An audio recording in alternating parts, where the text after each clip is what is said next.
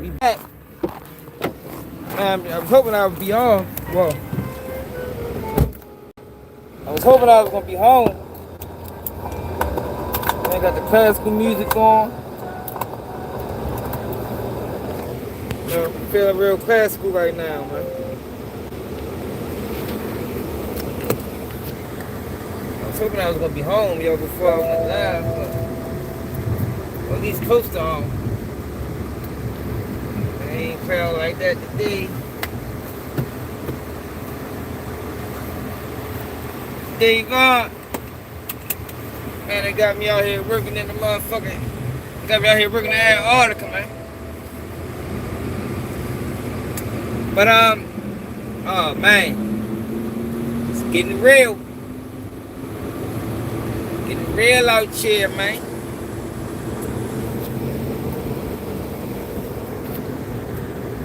Yeah. Look like the right then took it, then amped it up a notch. We got Ralo. Well, not really Ralo. But I got some paperwork on remember Young Thug? Y'all? I know we probably gonna have two mixed groups, yo, because we got politics and we got hip hop. So we're gonna have a mixture of people in here tonight. Some people ain't interested in hip hop, some people not interested in politics, but we talking both. But y'all remember when Young Thug did an interview with Big Bank? I think Young Thug said it. Why ain't Young Thug, it was Petey Rascal? And they said Ralo told on Freckle Face Sean. I got some paper on Freckle Face Sean, man. I ain't ready yet, so I don't know if we gonna get out of it.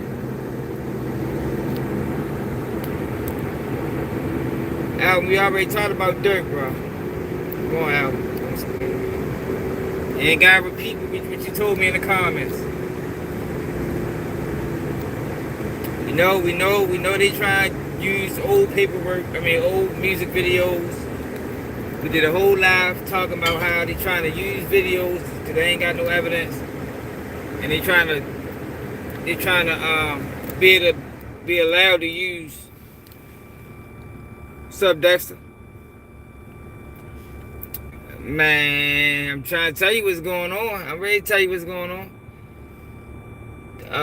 They trying to use irrelevant evidence to secure a conviction with music videos and rap lyrics.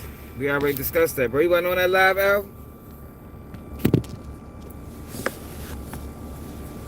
Yo, but you think he should be impeached, Dexter?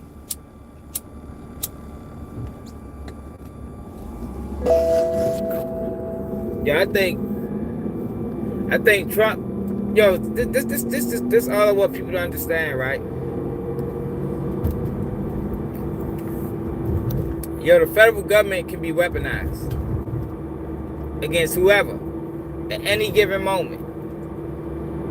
Like, it's so much stuff that we should have learned. Yo, we get out of our emotions and start looking at things. Now I ain't talking about you, Dexter. I'm just saying in general. People. And start looking at things for what they really is. Yo, we should be learning a lot right now, man. What's up, Delta? We should be learning a lot. See my man Delta for the $9.99 super chat. The federal government can and has been weaponized. And it has been weaponized for decades. Like, this is nothing new. I think what Trump is doing right now, he's just being open with it. You know, he ain't hiding it. But I also think what Trump is doing is paying back all the people that fucked him over. Yo, because if people want to admit it or not, yo, someone right with that election, yo. Someone right. I mean, yo, this is just me. This is just me panic watching that election night. And then and Trump, from everything that was being reported, Trump had a clear path to victory. He was crushing Biden. And then I woke up in the morning And he lost. Like, I ain't heard the shit was crazy. Yo, like it was wild how it happened. He had every path to victory at 2 o'clock in the morning. And when I woke up as President Joe Biden, President of the United States of America, and that was very, very suspicious. And what people gotta understand too, y'all, like I think most people just don't understand how this country works. Like, yo, we are living in how all countries work. It's not even just the United States. It's dirty, yo. Politics is cutthroat. It is, yo. Like, they don't care about the people. You know, that's why I know that's why they're not releasing the information on the Epstein victims. I mean, the Epstein suspects, because they don't care about victims. No? They don't care about the people, man. It's about protecting whatever interest America got at that time. That's how it works. It's how it always worked. And if we learned anything by now, that's what we should have learned. Instead of being emotional about what's going on, pay attention to what's going on. That makes sense to people? They don't care about victims. I told y'all months ago, probably a year ago, America does not care about victims. So whenever they hop on the news and they try to make this, oh, what about the video? That shit it's a play. It's not real. It's manipulation. Because time and time again, this country has shown us that they don't give a fuck about no goddamn victims. They don't. They don't. I just watched a video earlier where they was asking the guy about the Epstein list, or the suspects, or the Epstein accomplices. Let me just try to hear what he said before we get to everything else, because we're going to talk about Don Lemon, because I want people to understand what's going on with that too. You know, they trying to paint it as a violation of the First Amendment, and it's not. It's not what it is. It's not what it is. So let's go back. I watched a few videos today. Hit that like button, subscribe to the channel if you're new. Hold on. Hold up, y'all. We ready to get right. Hold up. Don Lemon.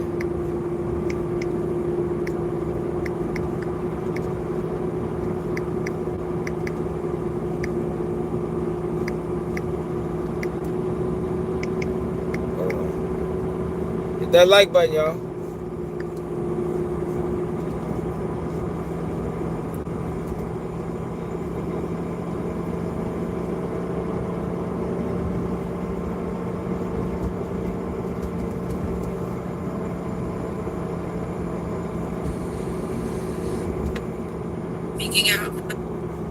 Being unfairly. Look, yo, the media is painting a false narrative, y'all. They're painting a false narrative. Where the video at? There is no more important. But they only got clips of what Don Lemon said with the whole video. I want to see clips. I want to see the whole. I want to see his whole speech.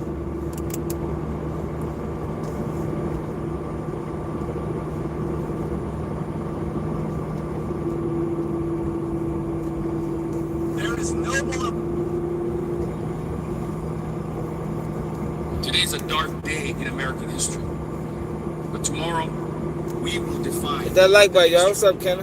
By Americans standing up for journalism in this country. Look, you see the narrative that they're trying to paint. It's a dark day in American history. Listen to this. But tomorrow we will define what that history will be by Americans standing up for journalism in this country. God chose us to carry the burden of America and to fight for justice. And it's not by accident that they took Georgia for it, because she's an amazing, amazing journalist. Not only did she care deeply about her community, but she went to become an independent journalist, award-winning. And she is one of those people that many of you will learn about her. She's passionate, she cares deeply about this community, and I have seen her work every single day. We're proud of you, Georgia. We're proud of her family. We're proud of Don Lemon. We're proud of all the people that they are arresting, because all they're doing is inching their names into the books of history for many to remember the courage that Georgia. Yo. They're pushing a false narrative, yo. Yo, this ain't about journalism, yo. I want people to understand that. It's not about First Amendment rights, freedom of speech, freedom of press. It's not none of that. If that's what you're thinking, and you're allowing them people to trick you into thinking that, for one, hold up. First and foremost, censorship has been around for a long time now. At least, what, 6-7 years. So let's get that out of the way. People are being censored on this internet. I've been censored millions of times. So so if they want to paint this narrative that it's an attack on journalism, it's been an attack on journalism. But like I said, this ain't that. But I'm gonna get to that. I'm gonna show y'all what they had to say about Epstein list. Well, not the Epstein list, but Epstein's clients. Show y'all what they had to say. So here you go. Hey, down in the front, watch out! Down in the front. Make sure I got that. Take you back out Make sure I got that. to Los Angeles. My list. We're gonna get back to that. Let me show y'all what he said about Epstein.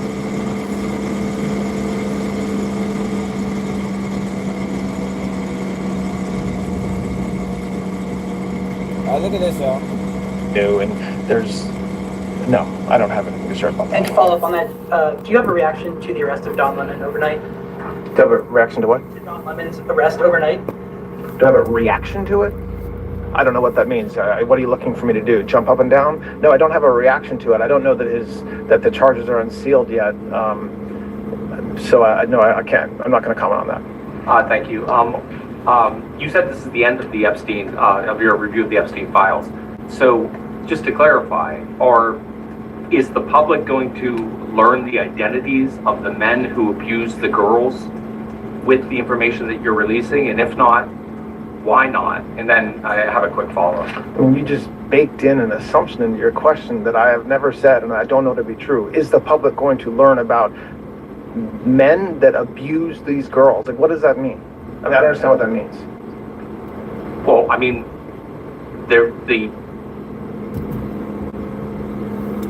Look, y'all. Good afternoon, Jackie. Thank you for that. Thanks for coming in on a snow day for the rest of the government. There gotta be a longer video to that. Well, let's see if we can find a longer. And there's. Let's see if we can find a longer video to that. It gotta be.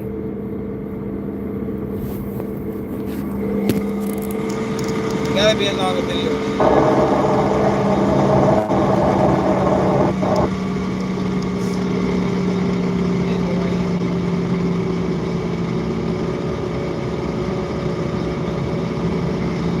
And to the extent that such arrangements exist, I'm not aware of them. To Minnesota, if I may ask you real quick, that's in the topic, in the headlines right now. There's new video of a man believed to be Alex Preddy, who's spitting, who's kicking out a taillight of a law enforcement vehicle. Does that change the perception of a potential DOJ investigation? Is there going to be a civil rights investigation into his death? Where does that land now that video's out? Then I have a quick follow-up on that. I don't think a single video should change any perception the Department of Justice may or may not have about that tragic occurrence last Saturday. We've said repeatedly over the past week that, of course, this is something that we're investigating, and we are. That's what we would always do in circumstances like this. And so there's an investigation that's ongoing, which I'm not going to talk about. But just look, the problem is an initial reaction to a particular video, one or another. You're talking about one that happened apparently some days ahead of last Saturday. It's an investigation. So an investigation necessarily means just that. It means talking to witnesses. It means looking at documentary evidence, sending subpoenas if you have to. And the Department of Justice Civil Rights Division has the best experts in the world at this. They've been doing it for decades, and so I expect that investigation will proceed with those parameters in mind. Are you looking at a nexus of left-wing groups? If this DOJ said that that's something that you guys were concerned about, are you following money? Are you looking at a potential that all of this may be related somewhere? I mean, yes. Thank you, Mr. Deputy Attorney General. You said in your remarks that you've withheld some documents because of ongoing investigation. Alright, we gotta go to the whole shit. I don't know why the fuck they keep clipping it. Is this it right here? Here go the whole press conference right here, y'all. Good morning. President Trump signed the Epstein into law on November 19th, 2025, directing the Department of Justice to produce all documents, files, records, videos, and images related to the investigations and prosecutions of Jeffrey Epstein and Ghislaine Maxwell. I'm here today to talk about the department's compliance with its production obligations under the Act. Around, I think right now, and continuing throughout the day-to-day, as the indexing and uploading completes, we are producing responsive materials under the Act. We are also releasing today a letter we are transmitting to Congress and various internal protocols associated with our review. I want to take a moment to thank the professionals at the Department of Justice who met twice daily, sometimes more, for the last 75 days to get to where we are today. The leadership teams from the Office of the Attorney General, from the Deputy Attorney General's Office, the Associate Attorney General's Office, the Criminal Division, the National Security Division, the FBI, the Southern District of Florida, the Southern District of New York, and the Northern District of New York all gave up many hours every single day on top of their other, of course, full-time obligations to fulfill the President Trump's promise of transparency to the American people.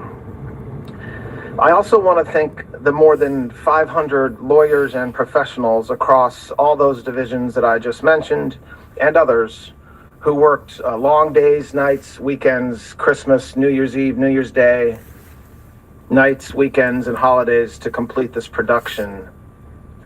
These highly trained reviewers spend their careers putting bad guys in jail and effectuating the mission of the department.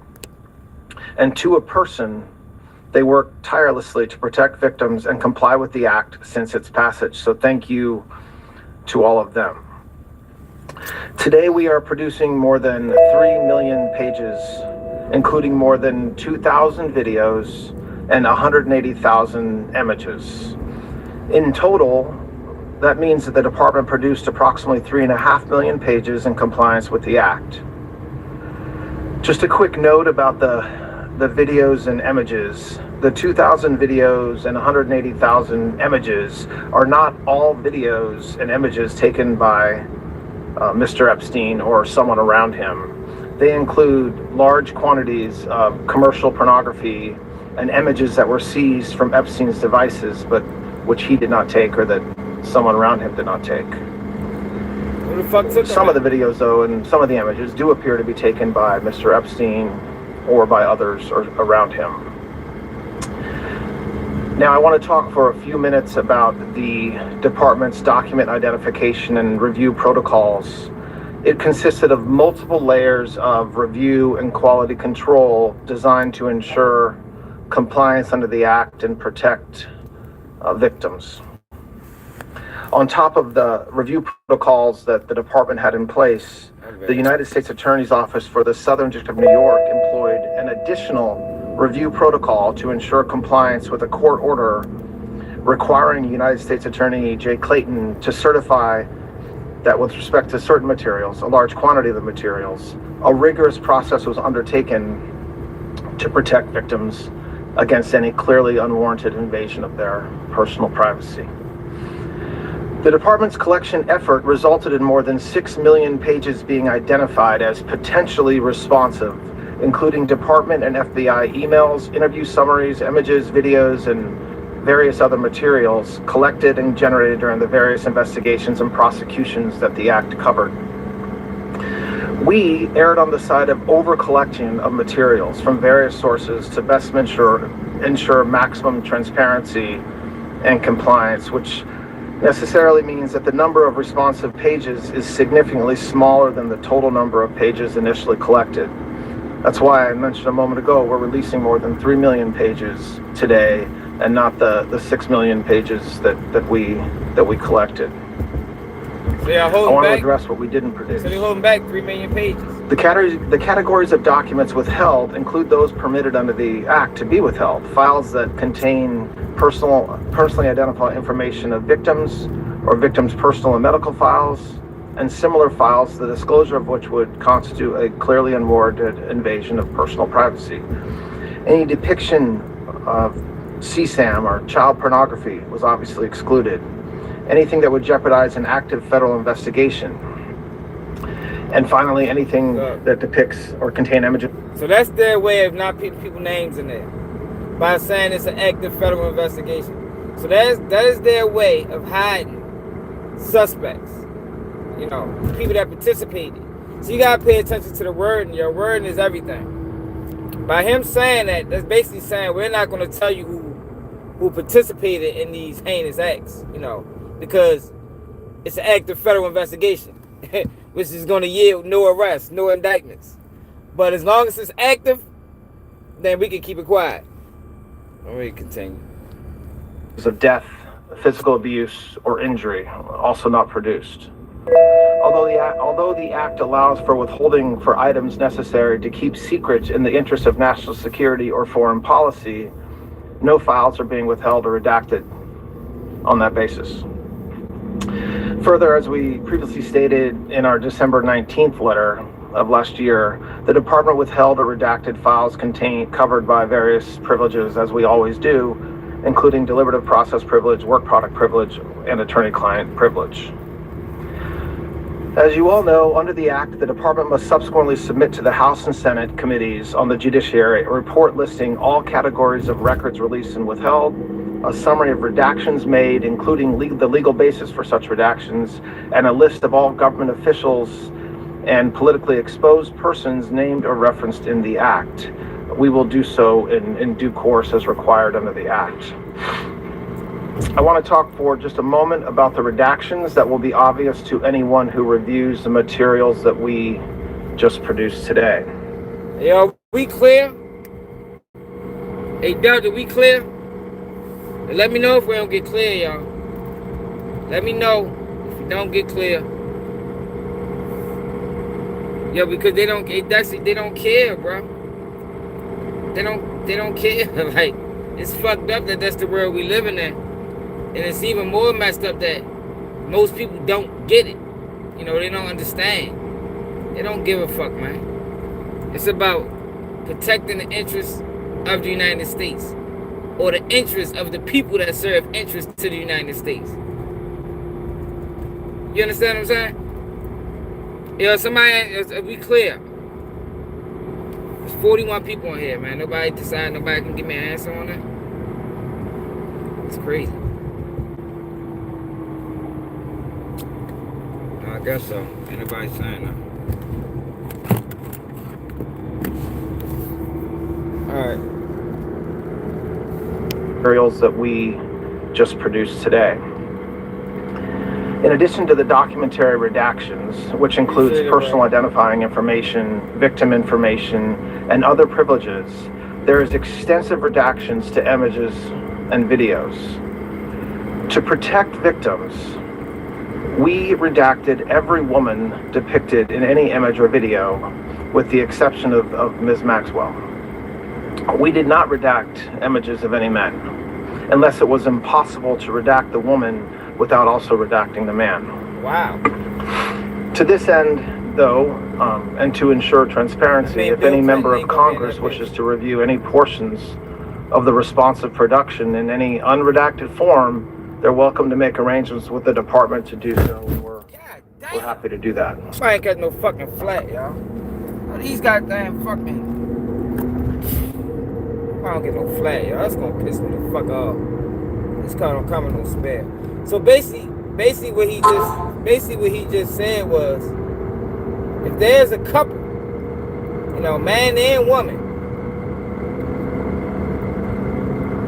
we're going to redact the man because you might can identify the man based off who the woman is, which means that there's some couples that was there, you know, husband and wife, boyfriend, girlfriend, you know, that type shit.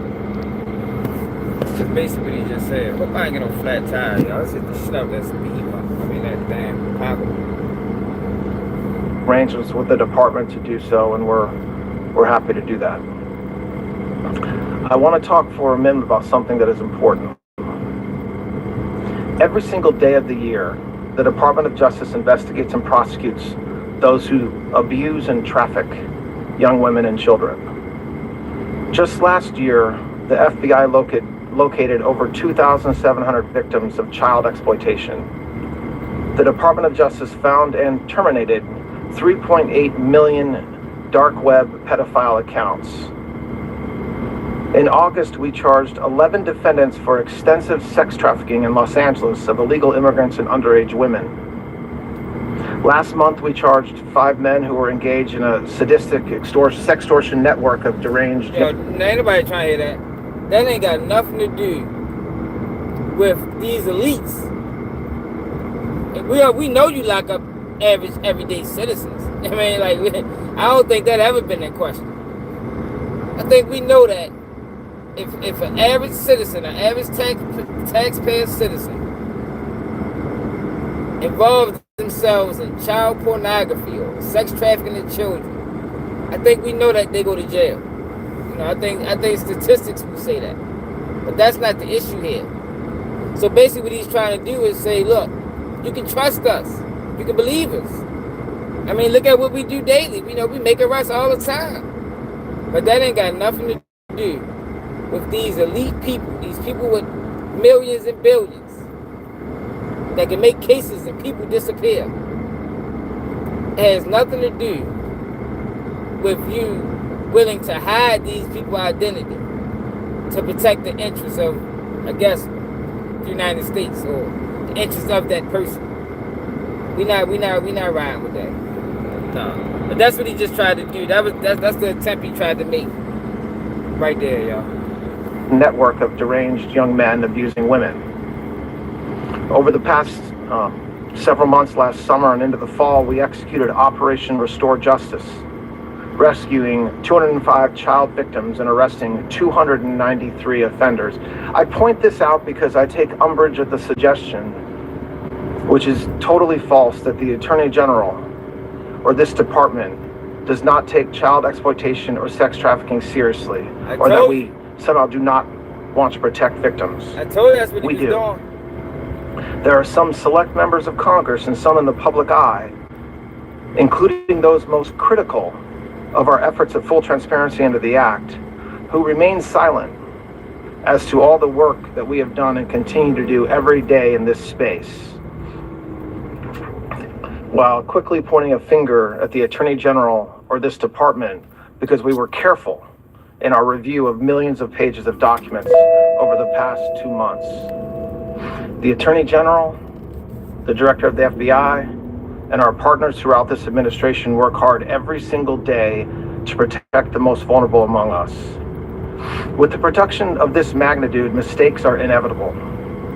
We, of course, want to immediately correct any redaction errors that our team may have made, and so the department has established an email inbox for victims to reach us directly to correct redactions and any concerns when appropriate. That's been in existence since December, and we've been doing that since then. Finally, a very small portion of the documents collected pursuant to the Act include materials that a law firm produced to the SDNY in 2019 pursuant to a grand jury subpoena. This was during the criminal investigation of Ms. Maxwell. We determined it would be prudent to seek an order from the court in the Southern District of New York seeking production of these materials subject to the protective order in that civil lawsuit. To that end, the department has filed that motion with the appropriate judge in the SDNY, and if that motion is granted, we'll release those materials with appropriate redactions immediately. Today's release marks the end of a very comprehensive document identification and review process to ensure transparency to the American people and compliance with the Act. The department has engaged in an unprecedented and extensive effort to do so. After submitting the final report to Congress as required under the Act and publishing the written justifications for redactions in the Federal Register, the department's obligations under the Act will be completed. I'm happy to take any questions anybody has about that. Todd, I'd like to ask you about this, and I have a Minnesota question for you. On the Epstein release today, it was recently made public that Ghislaine Maxwell claims more than 24 men signed secret agreements with the federal government not to be prosecuted. What is your reaction to that, and what does that mean for her case? Hey, you can do that? I read an article that described, I wasn't aware that it was actual men that she's claiming. I thought it was accomplices, which I'm not sure if that's a reference to some of the financial institutions or other individuals that 25. So yes, I don't have a reaction to her filing. I can tell you that we reviewed, as I just described, every single piece of paper that we have associated with these investigations, Mr. Epstein and Ms. Maxwell, and to the extent that such arrangements exist, I'm not aware of them. On to Minnesota, if I may ask you real quick, that's in the topic, in the headlines right now. There's new video of a man believed to be Alex Preddy, who's spitting, who's kicking out a taillight of a law enforcement vehicle. Does that change the perception of a potential DOJ investigation? Is there going to be a civil rights investigation into his death? Where does that land now that video's out? Then I have a quick follow-up on that. I don't think a single video should change any perception the Department of Justice may or may not have about that tragic occurrence last Saturday. We've said repeatedly over the past week that, of course, this is something that we're investigating, and we are. That's what we would always do in circumstances like this. And so there's an investigation that's ongoing, which I'm not going to talk about. But just look, the problem is an initial reaction to a particular video, one or another. You're talking about one that happened apparently some days ahead of last Saturday. It's an investigation. So an investigation necessarily means just that. It means talking to witnesses. It means looking at documentary evidence, sending subpoenas if you have to.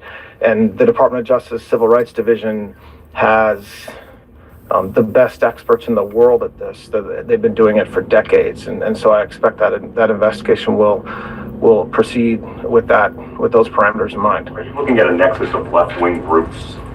This DOJ said that that's something that you guys were concerned about. Are you following money? Are you looking at a potential that all of this may be related somewhere? I mean, yes. Thank you, Mr. Deputy Attorney General. You said in your remarks that you've withheld some documents because of ongoing investigations. I've done this long enough to know you can't comment on ongoing investigations, but can you say a little bit more? Because as you know, the department has been criticized for not bringing charges against more people. Are there still open investigations related to Jeffrey Epstein? So what I was laying out in my comments is the statutory, what the statute talks about what we can withhold and the reasons we can withhold it. I wasn't pointing to any particular, I wasn't trying to be coy or otherwise suggest there's some investigation. As you all know, Jay Clayton in New York is in charge of any potential investigations, and I'm not going to comment beyond that on that. You were referring to Clayton. Excuse me? You were referring to Clayton's investigation. I wasn't referring to anything. I was just saying that Congress, in their wisdom, allowed us to withhold documents if there were ongoing criminal investigations. That's one of the 4 reasons. I wanted to make clear with respect to any national security information that we were not withholding. There's not some tranche of super secret documents about Jeffrey Epstein that we're withholding. We're actually not withholding anything based upon NDI. Deputy Attorney General Prince, thank you for your time. 2 questions for you. Number 1, pushing politics aside and everyone else aside, some of the victims of Epstein have expressed frustration with the entire process. I want to give you the opportunity to speak directly to them. Well, I don't know what you're speaking to. I mean, if there's frustration with, quote, the entire process, same here.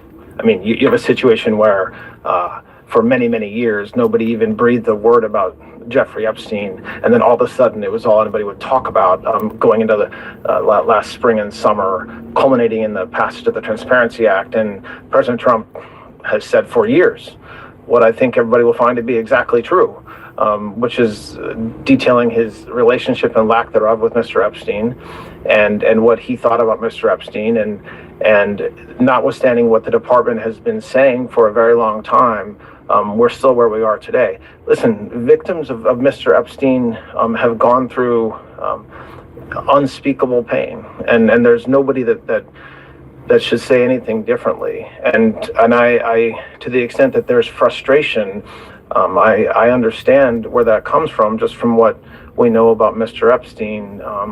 I hope that the work that the men and women within this department have done over the past 2 months hopefully is able to bring closure. I think that what we told our reviewers is that was the goal. You know, there's this mantra out there that, oh, all right, we already watched this, like, we already watched this on the computer. Man, they're not releasing no names. I guarantee y'all, get nothing at all. They don't want to, y'all. They don't care. They don't care to. You know what I mean? It's fucked up, yo, because sexual assault and abuse of a minor, that's one of the worst crimes that you can commit. You know, to be a victim of that, that is a lifelong trauma, yo. People, the one girl just committed suicide. What her name was, Virginia Gall, or something like that. It's like, yo, they don't even give a fuck. They much more. They would much rather protect the motherfucking abusers than the abuse. It's fucked up. And make sure I hit that like button. And we're gonna get the Don Lemon. I do want to finish watching this though. Look at all this damn snow, man. It's ugly like this. Look at this shit. All this fucking snow. These my damn snowplow and block me in. I can't even pull in my driveway.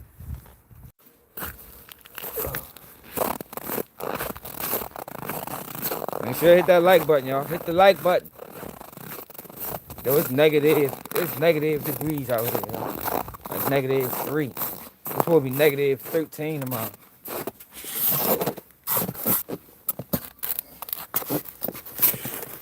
Ugly.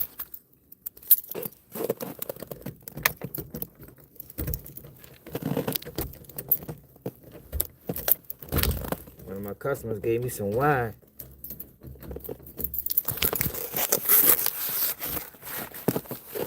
Wait, crack this motherfucker.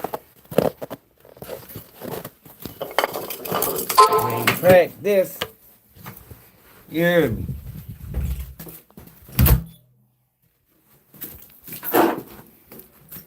You hear me? The like button. Oh, shit. I don't even know what this is.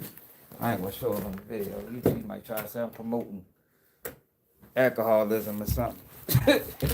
Ain't really watching closely. What's up, Slim? What's up with you, huh? What's up? Also, there's a pizza inside. This boy our pizza?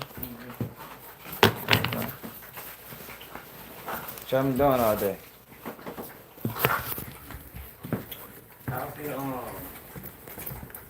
watching the news on football. Oh, football?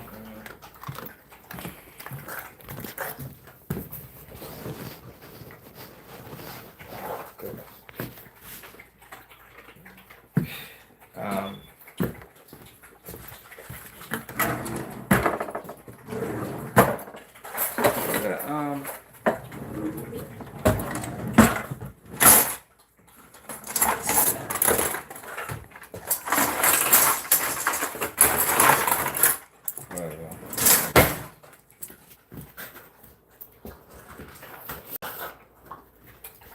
hold on, I gotta open this box.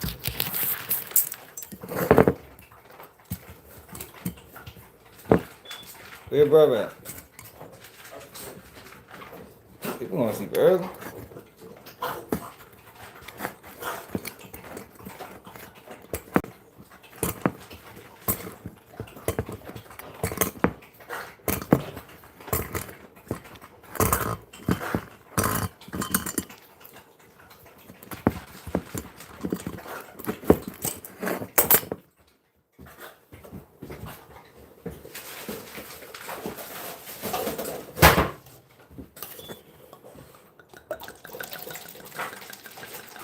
Ready to see what this about? We ready to get busy, y'all. Y'all know when I bring the red wine out, it's showtime. Hold up. Hit that like button, subscribe to the channel if you new. You ain't gonna get this information nowhere else on YouTube, I promise you. People be too scared. They rather run with the narrative. We don't do it over here. Call it how we see it. Ah, shit. Call it how we see it, man. See it how we call it.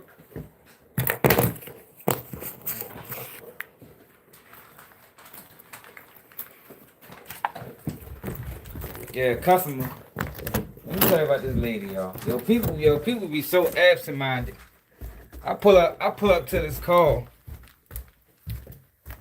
She like, yeah, I'm at the end of the street. Yeah, I get to the street. The street is on a hill. Like it's a small road. Like only one car can ride them down that bitch at a time. I get to the street she on. I'm like, damn, I can't even drive. I see how she all at the bottom of it. I pull into a driveway and back down on her. Yo, this lady drove like 100 feet into the snow. I'm like, how the fuck did you get down here? She's like, well, I was taking my dog out to play in the snow. I'm thinking to myself, why the fuck you drive so far in it? Like yo, they stopped plowing. Like where they stopped plowing the snow versus where she was at. Yo, it had to been an easy 100 feet, maybe 150 feet. I'm like, lady, I'm thinking to myself, I ain't say this to her. She was a nice lady. Like she gave me some wine. You know, salute to her. Yo, but that was dumb as a motherfucker, yo. Like, yo, for real. Like, yo, that shit was stupid as a bit. Yeah. I'm like, what the fuck? I'm like, what the fuck made you drive 150 feet into the snow, yo? Like, why you didn't stop? Like, all right, you wanted to take the dug out. Why you didn't stop where they stopped plowing? Like, you just rolled past the part that they plowed it. Man, this shit is crazy.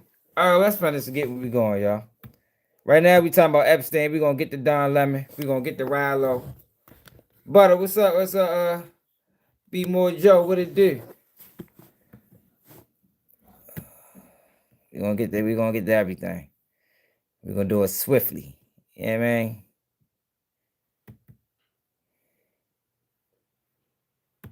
Yeah, here we go. I'm ready to speed this up too. Shit, cool. Cause it's late. That's 10:30. Y'all be getting off late as shit, yo. Supposed to go out for 9 o'clock. All right, we already got it on the playback speed. Good. Hit that like button, y'all. And, I hope that the work that the men and women within this department have done over the past 2 months hopefully is able to bring closure. I think that what we told our reviewers is that was the goal. You know, there's this mantra out there that, the Department of Justice is supposed to protect Donald J. Trump, and that's what we were telling. That's not true. That was never the case. We were always concerned about the victims. When we said that we were not legally allowed to release documents, that's a fact. That was true. It remains true today. And then with the Act's passage, we are able now and directed to release documents, which is what we are doing. But so hopefully some of those frustrations are now eased. Listen, any victim that wants to speak with the department has done so. Hopefully, if not, they should. No. Man, let one of them victims call up there. They probably gonna hang up on them. Don't you know how when you call somebody like a bill collector or somebody where they owe you some money back, they be like, yeah, I'm put you on hold for a brief minute, and they just had you on hold forever. The next thing they hang up the phone. And that's what the Justice Department would do if Epstein victims was to call them up with more information. They're gonna say we gotta transfer, we gotta send you to our special investigation team, and they never gonna get back on the phone. That bitch gonna be like, click. Like, man, what the fuck, these bitch done hung up on me. Yo, they don't want to hear that, man.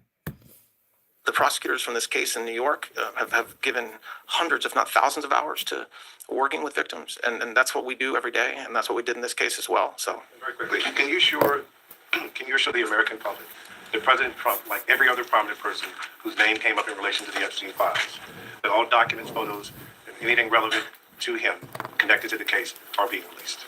I mean, yes, I can assure that we complied with the statute, we complied with the act, and there is no... Imagine being able to build an app with your name on it, just by thinking about it. Meet Base 44. We did not protect President Trump. We didn't protect or not protect anybody. I mean, I think that there's a hunger or a thirst for information that I do not think will be satisfied by the review of these documents. I bet it won't. And there's nothing I can do about that. But President Trump, of all the people in Washington, D.C. and around this country that have said for years the same consistent message about Jeffrey Epstein is President Trump.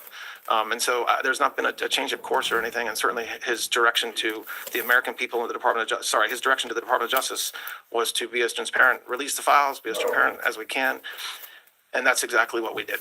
Clarify your remarks on the Alex Preddy killing. Are you saying that the Justice Department has opened a civil rights investigation into his death? Yes. Yeah, I mean, look, and I know there's been a lot of discussion among the media around that, but just think about what that means. All that means is that DHS, as the Secretary has said, is conducting an investigation, as they should and as they do every time there's a tragic event like this. And the FBI, in their role, which is a separate role from DHS, is also looking into it and conducting an investigation. And that's not. That shouldn't be treated as making news. We've said that for a week, and it remains as true today as it was last Sunday when I said it. Two questions for you, one on topic and one separate. Two questions for you, one on topic and one separate. On topic, do you have any information that you could just share? Because 3 million documents is a lot for people who are watching this at home. Are there any new names or new people, public people in positions of power who you're finding found in these filings? I don't have anything to share about what's new or not new, and no, I don't have anything to share about that. And to follow up on that, do you have a reaction to the arrest of Don Lemon overnight? Do you have a reaction to what? To Don Lemon's arrest overnight? Do I have a reaction to it? I don't know what that means. What are you looking for me to do? Jump up and down? No, I don't have a reaction to it. I don't know that the charges are unsealed yet. So no, I can't. I'm not going to comment on that. Thank you. You said this is the end of the Epstein, of your review of the Epstein files. So just to clarify, is the public going to learn the identities of the men who abused the girls with the information that you're releasing? And if not, why not? And then I have a quick follow-up. And you just baked in an assumption into your question that I have never said and I don't know to be true. Is the public going to learn about men that abused these girls? Like, what does that mean? I mean, I don't understand what that means. Well, I mean, I think that's a direct question. The men who abused the young women through Epstein's... We said in July, and it remains as true today as it was in July. If we had information, we meaning the Department of Justice, about men who abused women, we would prosecute them, right? We talked about the work that we're doing. That's why I said that. I said this earlier. There's this built-in assumption that somehow there's this hidden tranche of information of men that we know about that we're covering up or that we're choosing not to prosecute. That is not the case. I don't know whether there are men out there that abuse these women. If we learn about information and evidence that allows us to prosecute them, you better believe we will. But I don't think that the public or you all are going to uncover men within the Epstein files that abuse women, unfortunately. And just to follow up, on the investigation into federal chairman Jerome Powell, is the Justice Department, what's the status of that investigation? Now that President Trump has nominated a new Fed chair, Is the Justice Department looking to bring a close to the investigation into Chairman Powell's as soon as possible? I don't have a comment on that, on the subpoenas that were issued. I don't think the timing of President Trump's decision to nominate somebody is a controlling factor in any investigation. Hi, I just wanted to follow up on Alana's question. So you're saying that the shooting investigation of Alex Preddy is now a civil rights investigation. You're implying that that's always been the case. Can you also say what about the shooting of Renee Good? I mean, why not is that a civil rights investigation? I didn't say it was always the case. I said it's the same thing that we said as of last Sunday, as with respect to last weekend. There are thousands, unfortunately, of law enforcement events every year where somebody is shot. The Civil Rights Division of the Department of Justice does not investigate every one of those shootings. There has to be circumstances or facts, or maybe unknown facts, but certainly circumstances that warrant. This ain't about none of that though. Joneso, we're gonna get to it. This ain't about freedom of press or religion. That's just what mainstream media trying to. That's just the picture they trying to paint. This ain't about that. We're gonna get to it though. I want to let them finish Investigation. So when I talked about last weekend, and when others have talked about this week, the fact that President Trump has said repeatedly, of course, this is something we're going to investigate. That's what I meant about what we're doing. It doesn't mean that every time that there's a federal officer-related shooting, that's something civil rights takes up. It depends on the circumstances. Follow up on that. Can you just? I know you can't be specific about details of the investigation, but can you kind of just characterize the scope of the Preddy investigation? What kinds of things that they'll be looking for and who's involved?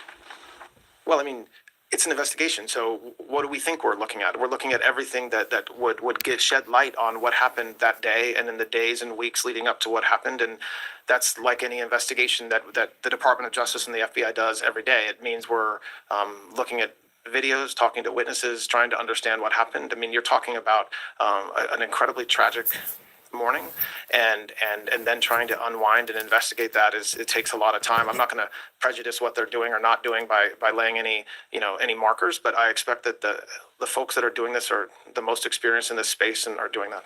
Yeah, so to follow up on that, how would a civil rights investigation work with DHS taking the lead, which is what was said over the weekend? And are prosecutors in Minnesota, I mean, who is involved in this? We know that there's a lot of frustration within the department, both in Minnesota and the Civil Rights Division, that they feel they are not being brought in and they are the experts here. So just to follow up, how would this work with DHS taking the lead, and who is from DOJ involved in this investigation? I don't think that, look, I think anytime every single federal agency, including DHS, has a process that they use when there's something like this that happens, an internal review, investigation, however you want to call it. That's what DHS was doing, as they do every single time something like this happened. There was nothing unique to these facts. There might have been outsized focus on it because of what happened, but DHS was doing an investigation. I don't know that will stop. I don't expect that investigation to stop because we're investigating, and of course we're coordinating with them. We're not working against them, but there's I suppose potentially separate goals or potential goals in the two investigations. I mean, DHS is conducting an investigation, and then the FBI conducts an investigation. It's not as if one goes one way and one goes the other, but they are their own investigations. Very clearly said on Sunday that HSI is leading the investigation. He did not want to overstep and say anything. Was that not true anymore, or was that true at the time? Listen, it's called Connect Team, and it's insane. I don't do schedules. Hit that like button, y'all. Share it live, y'all. And it works? Oh, like he would have believed. It's an important one right here. I don't think it's fair to say whether it's true anymore, okay? And I don't think it's also, I don't want to say who's lead or not lead. I don't even really know what that means in the course of an investigation. The FBI is investigating. They are for sure coordinating with Secretary Noem and her folks as well. And I expect DHS is also continuing their investigation to some extent. And there's outside folks on this. This happens, like I said, thousands of times a year. And it is tragic every single time it happens. And it's tragic this time like it's tragic every other time. And so there is a process that has to be allowed to play out internally with these law enforcement organizations and certainly with the FBI as well to allow this investigation to go on. You've talked about the expectations surrounding the Epstein files. Do you agree that the DOJ itself, senior officials at the DOJ, played up those expectations for the first half of this year? I'm just sort of trying to understand what responsibility does the Justice Department have for the criticism that has come over the handling of the Epstein files? I'm not commenting on criticism. People can criticize all they want. My point was just to make plain that when it comes to what we've been doing the past 2 months and why we weren't able to complete the review of over 6 million pages. Okay, so you're talking about 2 Eiffel Towers, okay, of pages in 30 days in a way that made sure we complied with the act, right? So the act had multiple requirements. get it done in 30 days, and you better not release any victim information.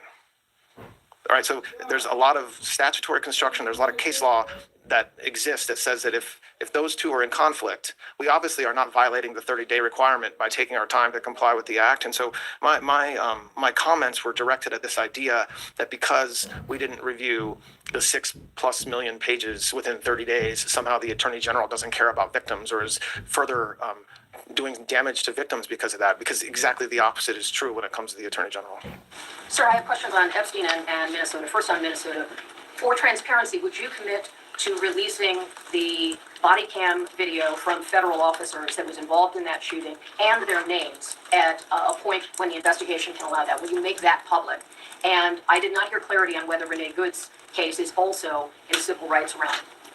I'm not committing to anything with respect to that investigation. That would be completely unfair to the investigation itself for me to stand here and commit to something for any reason. It depends. It depends on what happens with the investigation, and that's a decision that was made by the folks that are working the investigation. As it relates to Ms. Good, I don't, like I said before, there's investigations that happen all the time with respect to shootings like what happened last Saturday, and cases are handled differently by this department depending on the circumstances. On Epstein, sir, if I may just ask one on that, please. You mentioned a letter to Congress. How and to whom did you notify the White House about the production that you're announcing today before you came out and spoke to us? How did I do what? Notify the White House. What was your interface with the White House? You said there's a letter to Congress. Who did you update at the White House about this? Well, I don't know. I don't really understand the question. You mean who did I update? Did you provide them an explanation of what today's release would be? Look, my team has certain communications with the White House. Let me just be clear. They had nothing to do with this review. They had no oversight over this review. They did not tell this department how to do our review, what to look for, what to redact, what to not redact.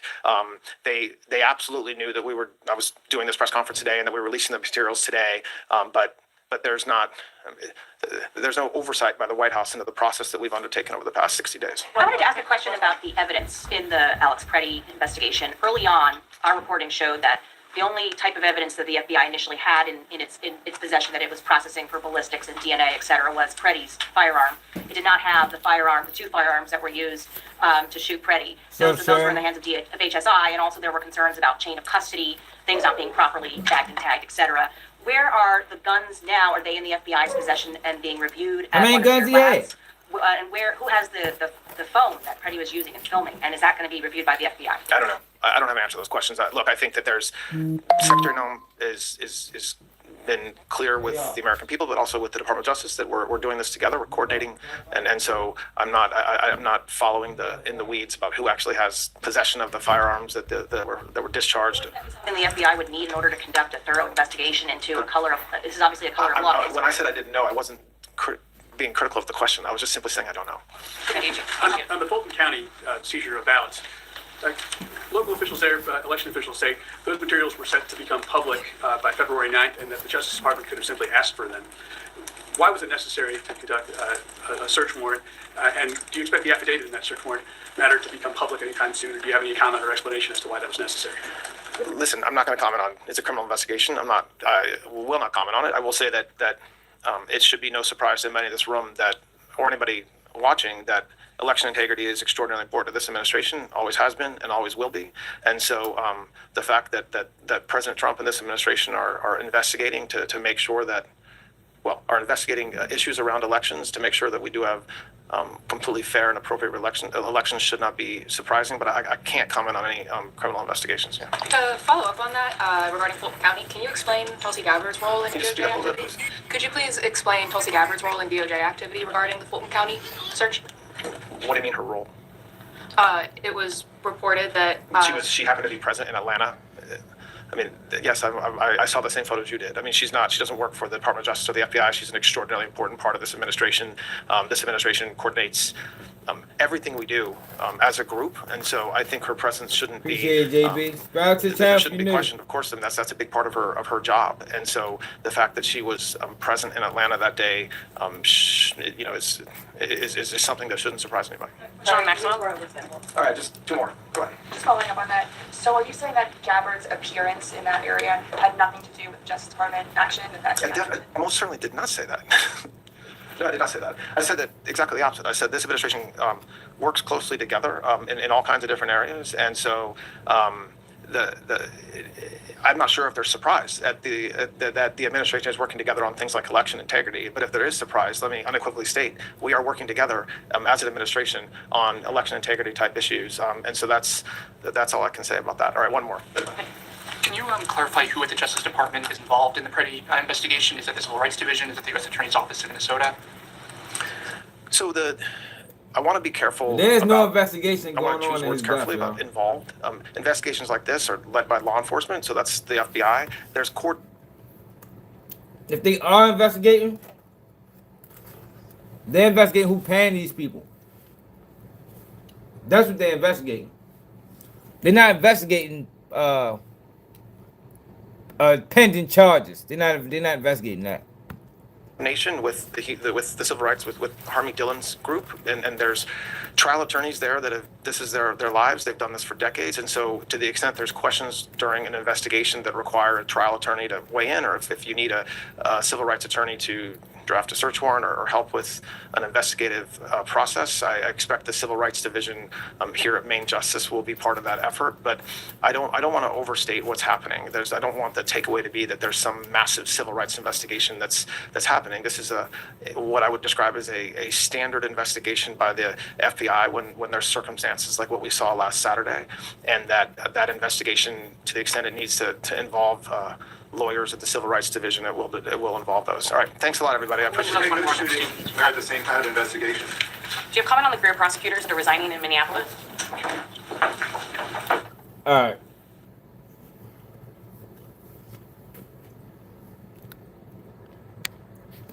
So Don Lemon,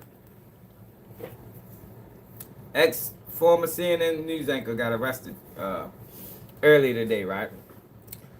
Now, the media is running a narrative on freedom of press or freedom of religion and, things like that.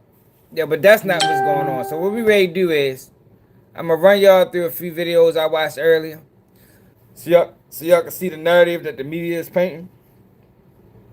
We're going to go through what they are alleging and what he actually done. And then we're going to talk about what's really going on, y'all.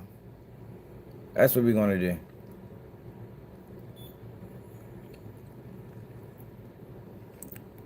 That is what we're going to do.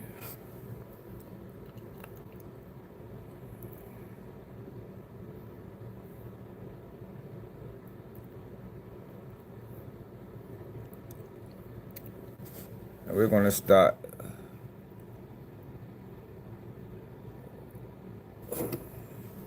Yo, this ain't that. Yo, I don't got the videos. Fuck it, we're going to start with this one. Gonna start with this one.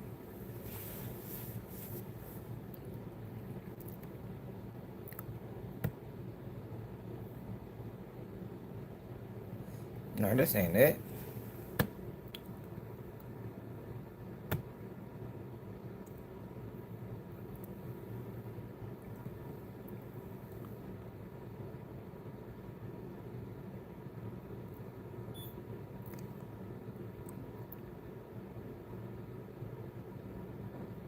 Here you go. Don Lemon arrested. What's up, cuz? We start with breaking news that CBS News has just confirmed. Former CNN news anchor Don Lemon was arrested last night. We have 3 sources with direct knowledge confirming that to CBS News. Another source familiar says a grand jury was impaneled on this yesterday. Now, we are still trying to get specifics as to why this was, but you'll remember Lemon is now an independent journalist and was covering the St. Paul, Minnesota ICE protest at a church last Sunday, which attracted the frustration of this administration, while some were defending his right as a journalist to cover what was a church prayer service. A reason that protesters, anti-ICE protesters, were at that church was because the pastor there also served as a related ICE official in some capacity. Our Jake Rosen now joins us on the phone with some more details on this arrest. Jake, good morning. What more can you tell us about what we do and don't know at this stage? Well, Errol, what we do know is that this concludes, for now, a 2-week period of time in which the Trump administration and the Justice Department have tried to detain and arrest him. We know that 2 weeks ago, a federal magistrate judge in Minnesota did not sign off on arrest warrants for Lemon, other people that were with him, and other protesters who did enter a church in St. Paul, Minnesota. The Justice Department was very critical of Lemon, saying that he was not there in his journalistic capacity. However, people close to Lemon have said that... Now, her audio is horrible. Matter of fact, we can skip past. That audio is horrible. I mean, but she providing pertinent details, though. His work is protected. In a statement last week, he said that the actions of that judge in declining that confirmed the nature of Lemon's First Amendment protected work, and said the Justice Department had done a, quote, stunning and troubling effort to silence and punish the journalist for doing his job. We know that President Trump has been critical of John Lemon since he was at CNN as a cable news anchor, and we know that the way that the Justice Department has postured itself around what's going on in Minnesota, around anti-ICE protests there, by simply entering that kind of Errol, we know that he became a target for the Justice Department to have a high-profile arrest us, and it appears that that's happening. And Jake, this information just getting confirmation within the past hour. If we take a look at Don Lemon's social feed, it appears that he is scheduled to host a red carpet event at the Grammys this Sunday. It's airing on CBS. It's being run, of course, by the Academy. He's thankful to the Academy for allowing him as an independent journalist to take that role. Is it clear yet that Lemon will or is expected to be released and will be able to make his commitments this weekend, or do we just not know that yet? We just don't know that yet. We're still working on figuring out where exactly he was arrested and what court proceedings could happen. As you know, Errol, it's Friday. Something would likely have to happen today in terms of an initial appearance in front of a federal magistrate judge. There wouldn't necessarily be a plea today, but from there, it's possible that Lemon would be released on his own recognizance, especially because he's such a high-profile individual. It would be difficult for him to kind of do any maneuvering to escape the situation that he finds himself in today. But, you know, we should remind our audience how unprecedented an arrest like this is. Too, we saw the raiding of a Washington Post reporter's home just weeks ago, and seeing a... The reason I'm showing, I just want y'all to see the narrative that they painting a narrative that's untrue. They paint a narrative of this is an attack on free speech. This is an attack on freedom of press. But no, this ain't that. This is just an attack on Don Lemon.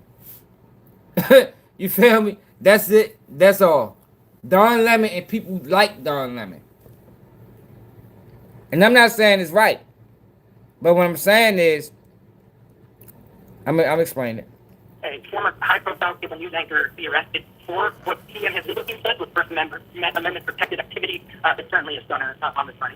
And just to emphasize a point you've just made, Jake, that magistrate judge who refused to approve an arrest warrant for Lemon about 6 days ago, Douglas Micco, he said that prosecutors then had failed to present evidence that would justify an arrest. Again, Lemon, as an independent journalist, was covering anti-ICE protests at a church because the pastor at that church was connected to ICE activities. So that action, if Lemon was covering the demonstration, would typically be protected under the First Amendment right of a free press. We're just looking at some of the footage from that demonstration. At the time, the administration and people connected with the Trump administration had characterized this as an interference with church and religious practice and services. There are laws on the books that prevent that, but as you mentioned and as I've just repeated, the magistrate judge at the time didn't see evidence of a crime being committed. So how serious would this be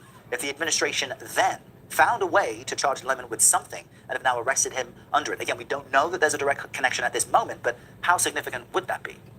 Oh, it would be very significant because, again, typically, again, when you think about something like January 6th, when reporters did go into the Capitol in their First Amendment capacity, when reporters are out in the field working, they usually do have First Amendment protections against it. However, the Justice Department has alleged in what appears to be court filings, and looks like they're taking this now to confirm this, that they believe that he was operating outside of that capacity, essentially as a protester who went into that church. We know that in this kind of back and forth over whether or not he would ever be arrested in the last couple of weeks, there were other protesters who were charged with him, and then the judge did not sign off on their arrest warrant. And it was not immediately clear what the Justice Department would do next, but our sources are telling us that there was a grand jury impaneled, which means peers in Minnesota or potentially elsewhere in the federal chose to indict him, which means it's not just coming from the Justice Department. Can y'all understand what she's saying? Charges are hopefully shortly.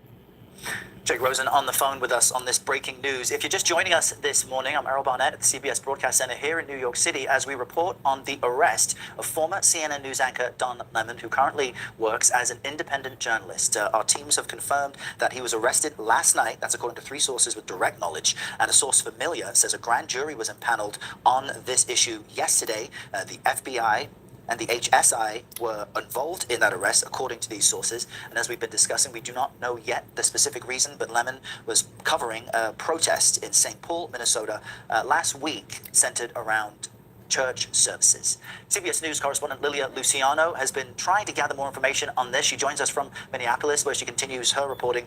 Lilia, good morning. What more can you share with us on this Lemon arrest? Hello, my name is Adam Ferrari. Chief Executive. I'm glad you said that, New Generations. Yo, Don Lemon. Let me say this, right? Yo, Don Lemon is a part of these antagonist groups. You remember what I told y'all a couple days ago? Where in 2018, 2019, doing all them protesting the unrest, what they called it. Yo, a lot of these far left or far right people got into position. They got into media. They got into Congress. They became mayors. They became governors. They became prosecutors. They became judges. And what's going on right now, in general, is that the right and the left is beefing. That's what's going on in Minnesota. They're using immigration to do it. I need people to understand what's going on. This ain't got nothing to do with us. This is not a freedom of speech. It ain't none of that. Don Lemon, if he's not a part of these groups, you know, the Black Lives Matters and, you know, the rest of them groups that's out there, the left groups, he's definitely a promoter and a supporter. So, right now, y'all, the federal government is being weaponized. Just like the federal government was weaponized when the Democrats had the seat, the House, and you know all the things that they had.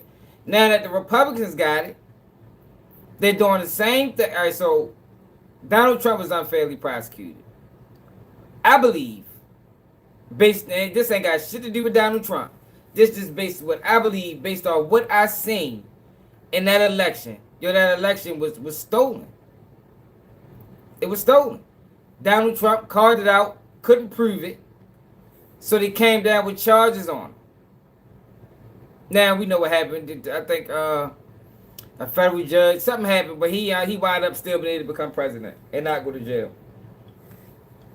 So what Donald Trump is doing now is all the people that did him dirty, he's now doing them dirty.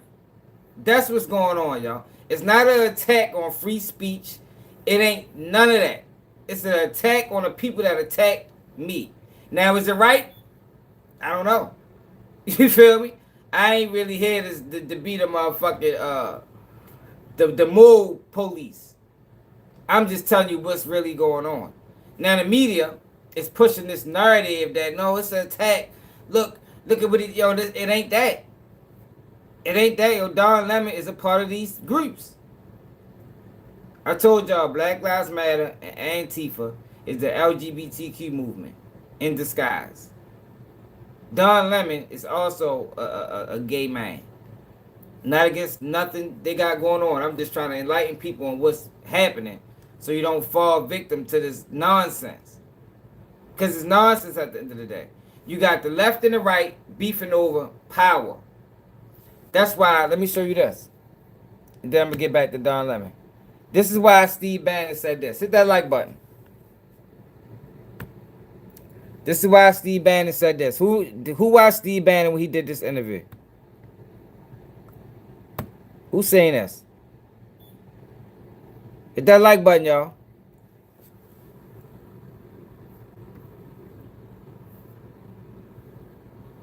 Hold on. Come on, internet. Stop acting stupid.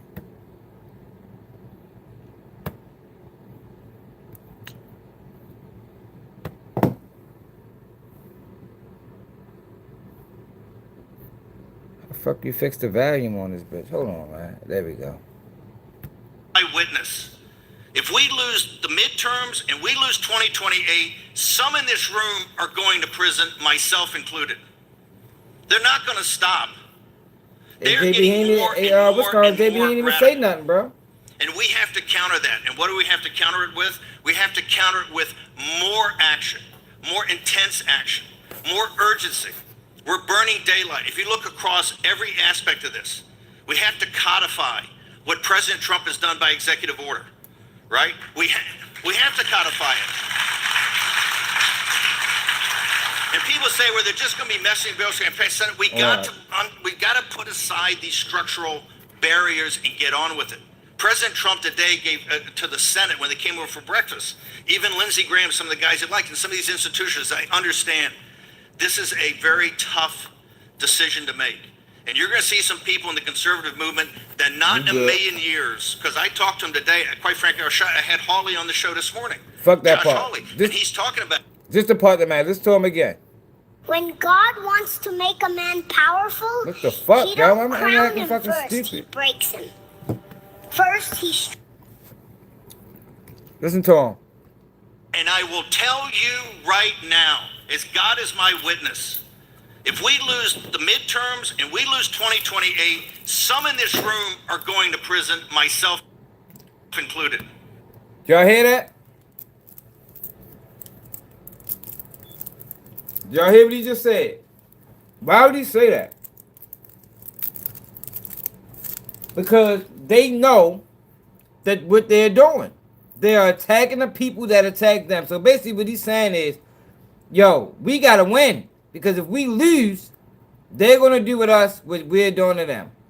It's a beef between the left and the right. Not the people. Not the American citizens. The left and the right. In power. It's a power struggle. Let me play it again. That was this video, y'all. When God wants to... Listen to him.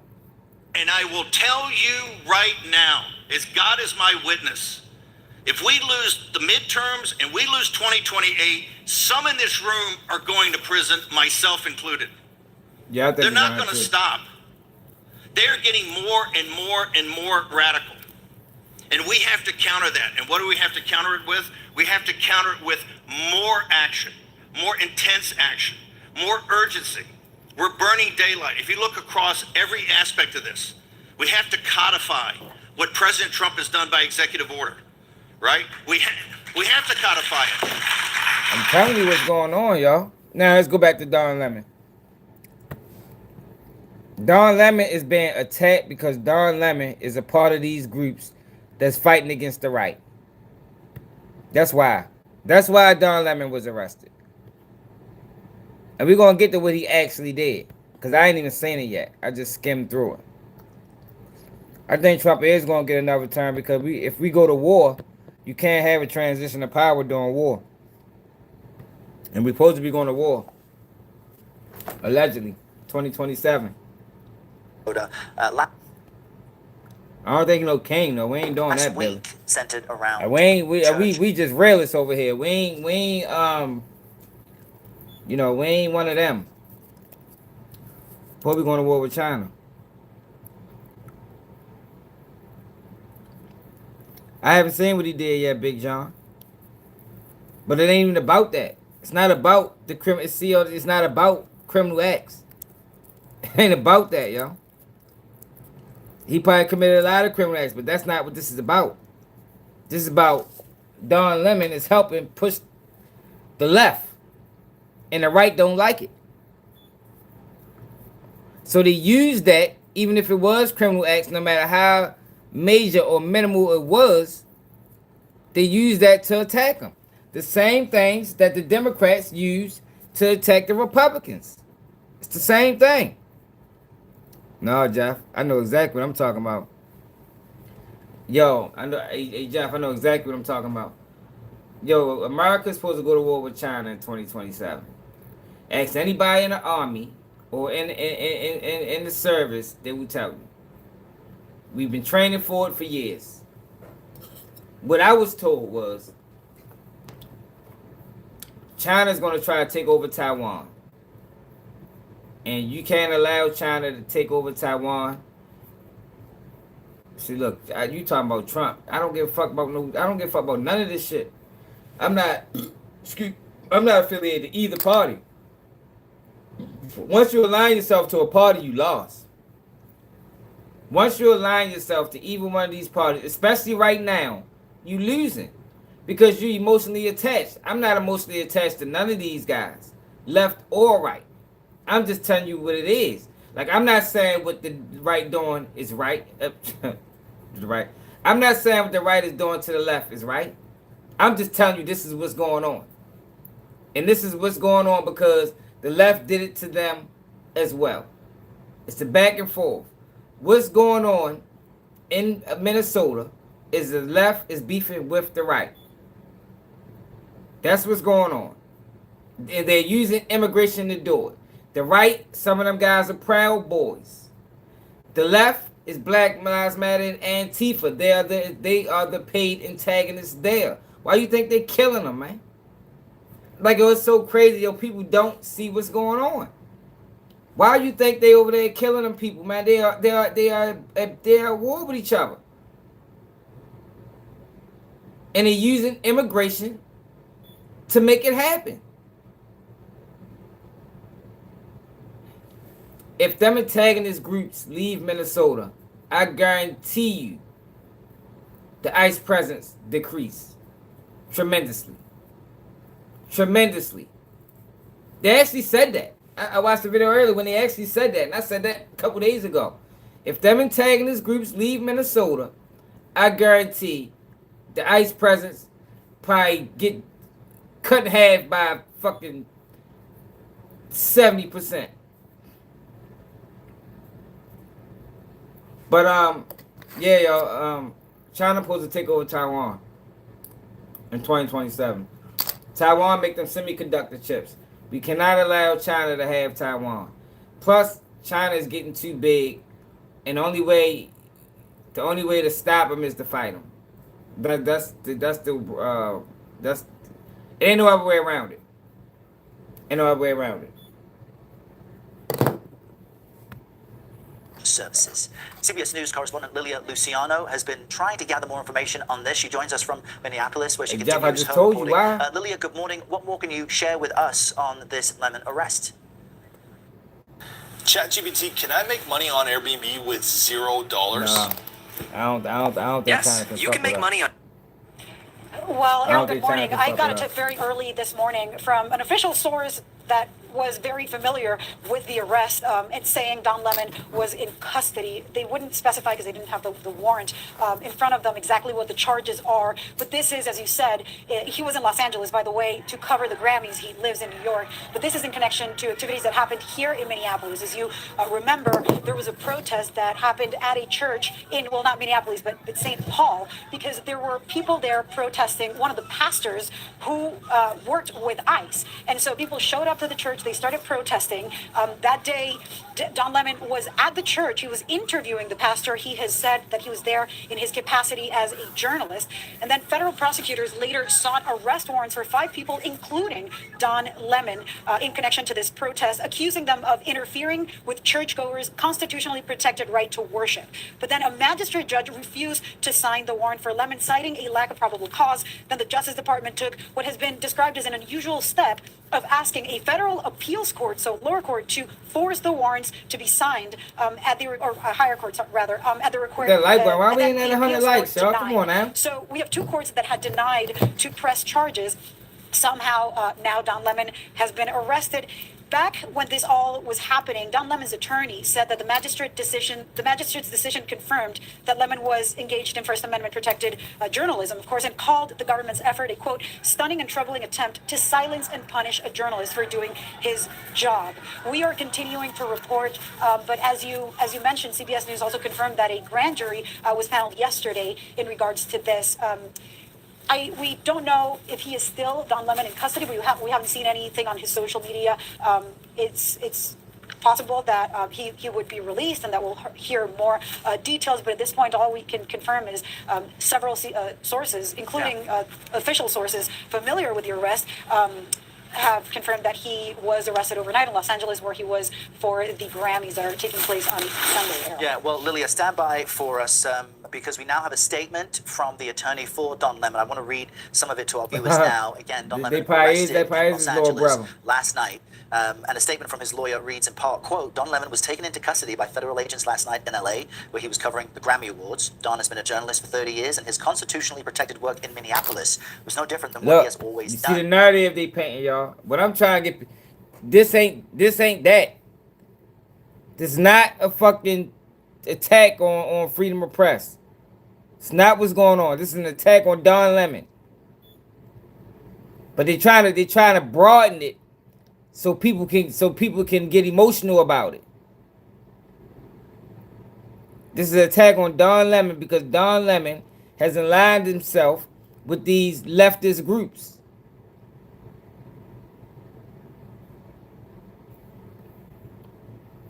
No, I'm not kidding, Jeff. See, Jeff, I'm telling you, this is what it is.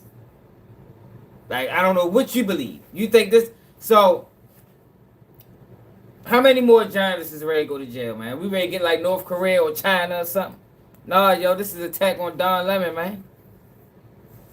That's what this is, man. This is an attack on Don Lemon. That's what it is. Like, you sitting over that bitch loud and fucking wrong. You probably aligned yourself to a party. That's your first mistake. Your first mistake in the time that we in right now is aligning yourself to either one of these parties. Need to fall back from it. It's a lot of bullshit going on right now that the American people not going to benefit from. It don't got nothing to do with us. This is all personal. The statement goes on to read that the First Amendment exists to protect journalists whose role it is to shine light on the truth and hold those in power accountable. There's no more important time for people like Don to be doing this work. Again, this statement from Don Lemon's lawyer moments ago, just being sent to us here on the newsroom. I'll read you more of the statement from Mr. Lemon's attorney. Quote, instead of investigating the federal agents who killed 2 peaceful Minnesota protesters, the Trump Justice Department is devoting its time, attention, and resources to this arrest. And that is the real indictment of wrongdoing in this case. Again, I'm directly quoting from Don Lemon's attorney here. The statement ends by saying this unprecedented attack on the First Amendment and transparent attempt to distract attention. He probably did broke the law, yo, but they didn't have to charge him. This is what I'm saying. They charged him. He probably did break the law. But that's not why he's charged. He's charged because he aligned himself with these groups and the left and the right is beefing. And if the left get back in power, they're going to do the same thing to the right. That's what the whole January 6th thing was about. Like, yo, pay attention to what's going on, y'all. It's an active beef going on in front of everybody's eyes. But most people is too emotional to even recognize it. Because they letting the media, y'all letting the media manipulate y'all into believing what they want you to believe. Instead of what actually makes sense.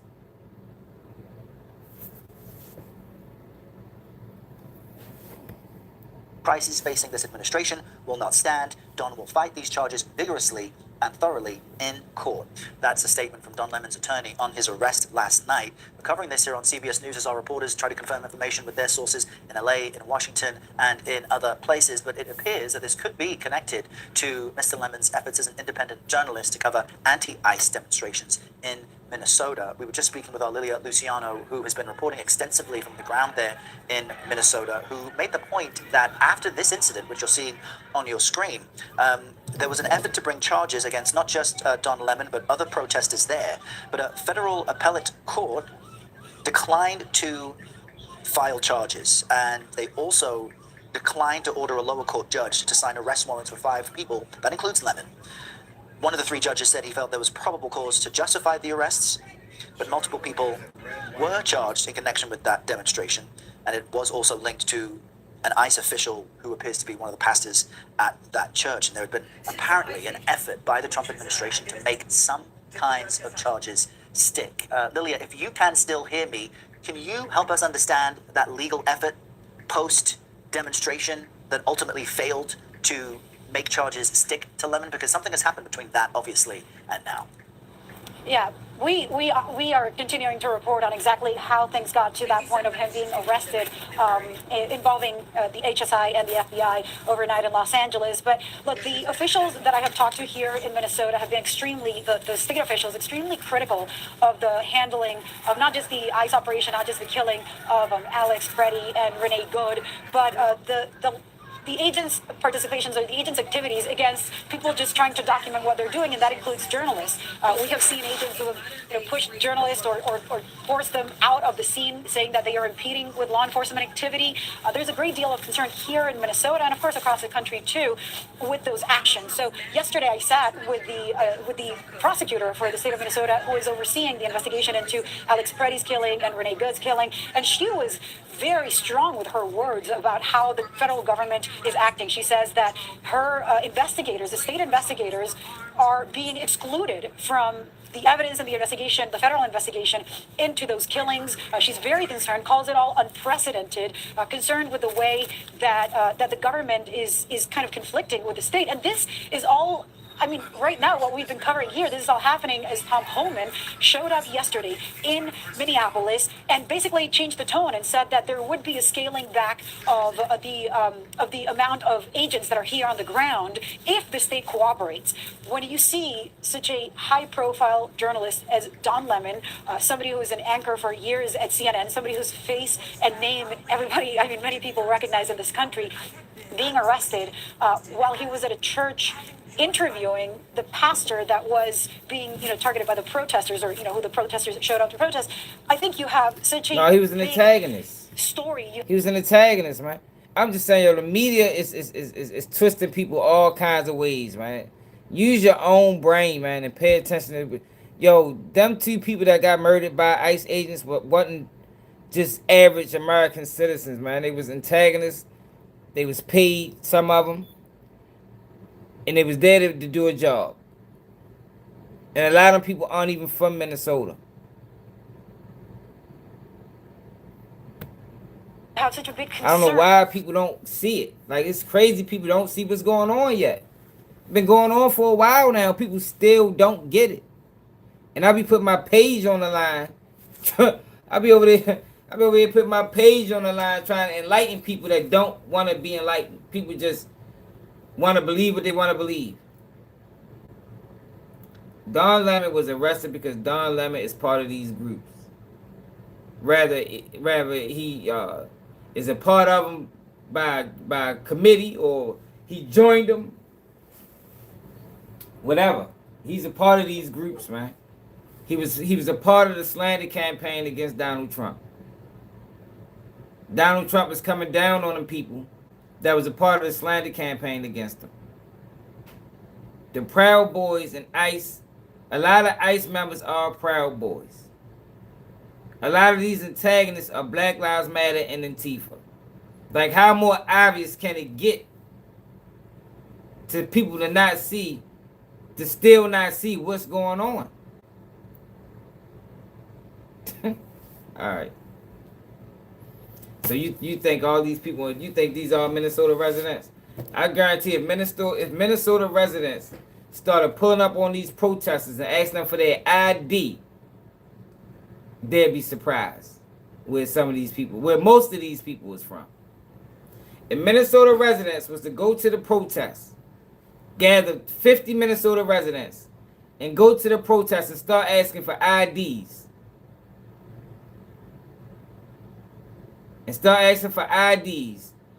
I'm willing to bet everything I own that majority of them protesters are not from Minnesota. And so, if that's the case, you have to ask yourself, how the fuck did they get there? And how you been here for months or weeks? How you been here for weeks? You ain't got no job?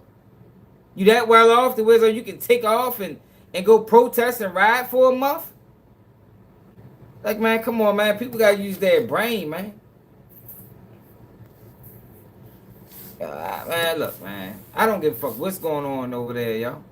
See, that's the game y'all fall. Yo, detach yourself emotionally from that. It ain't even about immigration. It's not about immigration. Immigration is just being used. as a tool to fight. It's immigrants all over the United States. Why are they not fighting everywhere? Why are they not beefing in Minnesota like they're beefing everywhere? Because Minnesota and Portland is a hub for those them antagonist groups. That's what it is, man. So, in order to stop them, we're going to make our own group. We're going to call them ICE. And we're going to send ICE down there, fully backed by the federal government, and we're going to go to war with them. That's what's going on, y'all. Like, I don't see how people don't see it. I don't see how people don't see it. So that's sanctuary cities. Baltimore sanctuary city too. Such a strong message about the First Amendment. That is what we're hearing from Don Lemon's attorney. We don't know what the charges are. We don't know exactly what Don Lemon's activities were inside that church. But in terms of messaging, go ahead. Just want to interrupt you momentarily because our Nicole Skanger has just shared with us the specific charges that Mr. Lemon now faces. So we want to share with our viewers what that is. His charges include conspiracy against rights. You're seeing that on your screen, and for violating the FACE Act. Let me just explain what these charges include. On the conspiracy against rights, this statute protects against conspiracies to interfere with rights such as voting, housing, or bodily integrity.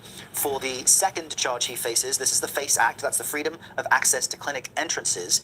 This is a charge which forbids using force, threats, or physical obstruction to stop individuals from accessing reproductive health clinics or places of worship.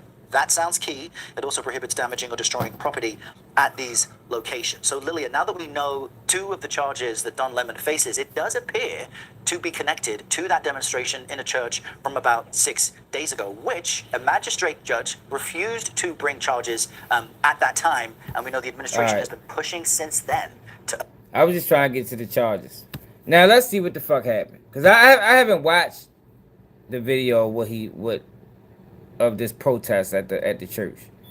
I saved it. Matter of fact, look at this. ICE agents exposed as criminals and Proud Boys.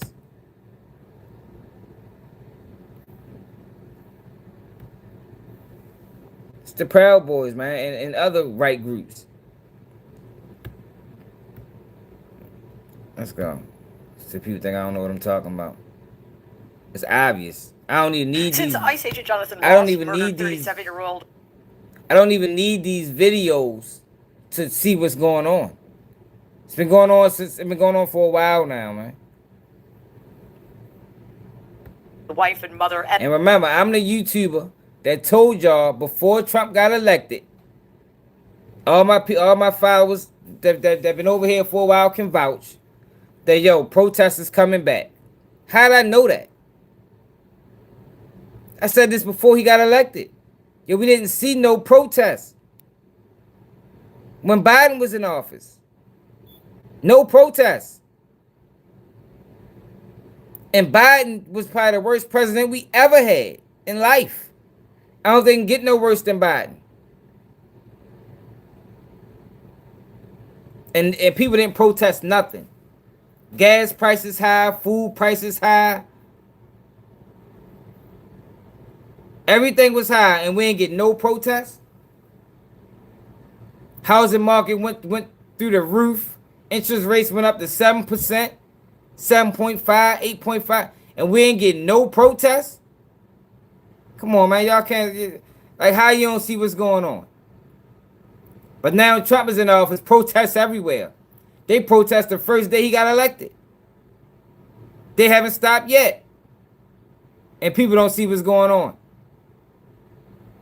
People is that tied into these political parties that people can't see what's going on. Because that's what it is. Emotions cloud judgment. People is so emotional about these parties that their judgment is all blurry. An American citizen, Renee Good. ICE and Border Patrol have essentially begun to occupy I don't Minnesota. give a fuck who you is. The American government is raining terror in one of our own cities against peaceful Americans. Many wonder, who are these people? Who are these agents that are so eager and willing to break laws, kidnap people, inflict violence, wield their weapons, keep their faces masked, and carry out the Trump regime's very, very cruel immigration agenda? Well, recently, journalist Laura Jadid set out to answer this question. She went through the ICE application process and found that the bar for entry could not possibly be lower, unless, of course, you were trying to become president of the United States. Jadid recounted her experience with the application process on Democracy Now! Take a look. They were promising on-the-spot hiring to where you could, in fact, walk out with your $50,000 bonus that day, possibly. I went in, I handed in my resume, which was, I did a skills-based resume. I'm a veteran. I served 2 tours in Afghanistan. So on the surface, the resume looked pretty good. Had a very brief interview, took all of 6 minutes. They didn't ask very many questions. And then I left, assuming I would never hear back, because I'm a very Googleable person. I have an unusual name. I'm the only Laura Jadid on the internet. And I make no secret of how I feel about ICE and Trump and all of it. So I was not expecting several days later to receive a tentative offer. I missed it in my inbox, and it sunk to the bottom, which means that I never filled out the paperwork they requested. I never accepted the tentative offer. I never filled out my background check paperwork. I never signed the affidavit saying I committed no domestic violence crimes, none of it.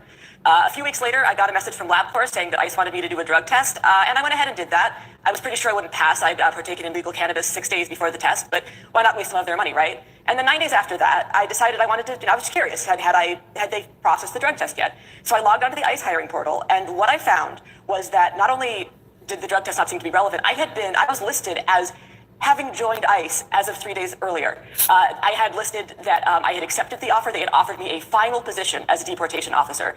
My background check was listed as completed 3 days in the future from when I was looking at it. So it seems like the answer to the question, who are they hiring, is they don't know. They don't know, they don't care, and they're probably making the assumption that anybody applying for a job at ICE is like-minded, shall we say. In an attempt to save face, the Department of Homeland Security Milk, I'm glad. Milk calling the her a liar. sandwiches. I'm They glad claimed you she see had what's not going been offered a on. position, but rather a quote. They beefing, y'all. Like, yo, why people don't see it? Like, why people can't accept it? It's happening right in front of our faces. The left and the right is beefing right in front of our faces, and people can't see it. Like, yo, it be hard talking to people sometimes, man. Selection letter, unquote. She refuted their claim with this video. We see a screen recording where you can see she is clearly welcomed into the ranks. There is nothing ambiguous about this, but once again, nobody in the Trump regime seems to understand how video works or how records can actually be used to prove a point. As the Trump regime ramps up attacks on immigrant communities, the DHS can't keep up, and they're making more and more mistakes. Here, NBC News' Julia Ainsley reveals an exclusive story about ICE's onboarding errors. They had the mandate to hire 10,000 new recruits after the One Big Beautiful Bill passed, and they had to do it by the end of 2025. So an easy way to do that is to find people who already have law enforcement experience. And they only have to do a 4-week online class, and then they're sent to their field office. Them motherfuckers down there $200,000 a year. Shit, I think I might join ICE. Fuck all the money. Shit, quit the job. I'm out here tow trucking. I could be making $200K a year, man. Field office trains them a little more, and then they can go out. But what happened is AI went through these resumes, and anytime they saw the word officer, even if it was I aspire to be an ICE officer or I was a compliance officer, all these other ways, they automatically put them in the law enforcement officer field, which meant they didn't go to the ICE Academy, which is 8-week in-person training. You get trained on things like the Fourth Amendment, when you can break the window of someone's car, how to handle your gun, physical fitness test, things that are really a barrier to entry on purpose so that people know how to go out in the field and do law enforcement work. And so people were miscategorized and sent out into these field offices. And now what we're told is they're doing a scrubbing to try to go through, find all these people who went out without the proper training, bring them back to training before they go out again. So yes, even though we don't know how many of these may have gone out onto the streets, they went to field offices. So that's the green light. They were able to go out and start making arrests. The more ICE officers are getting sent to American cities, the more good training would come in handy, because not only are these people not being taught how to use their guns properly or how to detain somebody and arrest somebody properly, but they're also not being... Because it's not about that, y'all. It's not about none of that. It's about fighting these antagonists. I'm trying to explain to y'all. It's not about immigration. Yeah, immigration, they want to get the immigrants out, but that's not the core focus. The core focus is fighting against these antagonist groups. And they're using immigration to do it. It's obvious. To me. I don't see how everybody else don't see it. Taught things like crowd control and de-escalation, which are becoming increasingly important as the interactions between ICE agents and peaceful protesters grow. As a result of the Trump regime's overreach and incompetence, ICE agent training has been reduced from 5 months to 47 days because they need more bodies on the streets in order to instill fear into American cities. Look, she's pushing a lie. She's pushing a lie. See, yo, I watched this for the information, yo, but I don't need her breakdown of what's going on. It's not about installing fear in American cities. It's about fighting against the people that's fighting against them. With so little oversight and such a low barrier for recruitment, it is no surprise that there are criminals within the ranks of ICE. Recently, the Pacific Anti-Fascist Research Collective compiled a list of ICE and Customs and Border Patrol agents who are sex offenders. They've also listed those who have credible accusations in their pasts. There's a disturbing pattern here. Last year, Ohio saw 2 high-profile cases against ICE agents over violence against women. Lynn Tremonte, founder of the Ohio Immigration Alliance, wrote in a statement, quote, "There's a real problem with gender-based violence by ICE agents, and the agency is not taking it seriously. Agent Andrew Golubish used his position of power against women who feared deportation to extort sex. The police have been called to Agent Samuel Saxon's home 22 times. Anyone familiar with the pattern of domestic violence knows strangulation is part of a pattern of escalating behavior that often ends in murder," unquote. We were told that the whole we don't care about criminals. Right. I agree with you, that we care about criminals. Yeah, we don't care about criminals. We don't care about victims in America. I mean, America doesn't care about any of that. She's just pushing the narrative because she chose a side. I don't have a side. I ain't left or right. My side is the truth. And I just want people to know the truth of what's going on. If you want my opinion, I would say we all need to back away from this shit. Left and right. And let these people in the field, whatever they got going on, let them figure that shit out while we watch on the sideline. That'll be my advice to people. Of this anti-immigrant crackdown was to go after the worst of the worst. Instead, the Trump regime is hiring them. Why would anybody want to be an ICE agent? Well, the fish rots from the head. We have the worst people in charge of this country, and they, as I said earlier, are empowering insecure, weak men who desperately need the trappings of power in order to make themselves feel better about what losers they really are. But before we go on, ICE is a fascist agency that is becoming increasingly dangerous. So please like and share this video. And if you believe in our mission at Mary Trump Media, please. Donald pardoned him despite his involvement in January 6th. ICE, former Proud Boys leader Enrique Tarrio, who should be also employed by ICE, former Proud Boys leader Enrique Tarrio, who should be in prison, but Donald pardoned him despite his involvement in January 6th. Tarrio denies involvement with the agency, but according to UK news outlet Canary, a whistleblower leaked personal information of 4,500 ICE agents, and Tarrio was one of them. Tarrio had... if you notice, you don't need to see the Proud Boys no more. Know why? Because a lot of them are ICE agents. I'm trying to tell y'all what's going on, man. All right, let's see what Donald Trump did. You don't hear about the Proud Boys no more, y'all. What happened to them?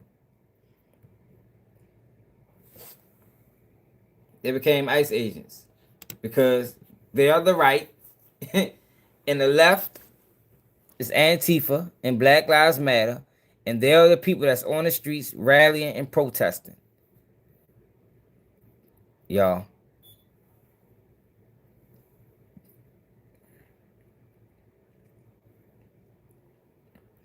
All right, so let's see what happened with Donald Trump.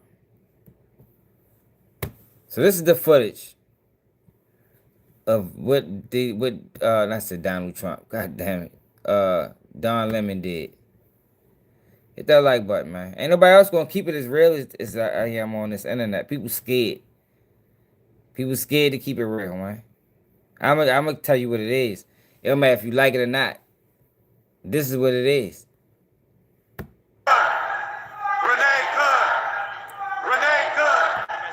Sorry, is that Don Lemon Protesting?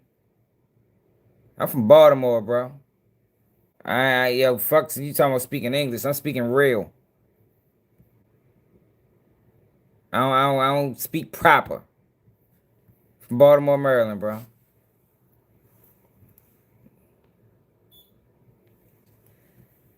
Is that Don Lemon pro? I don't think if he was just a news anchor, I don't think he should be protesting too.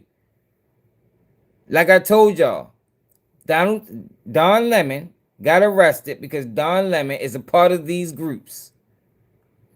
Why is he protesting?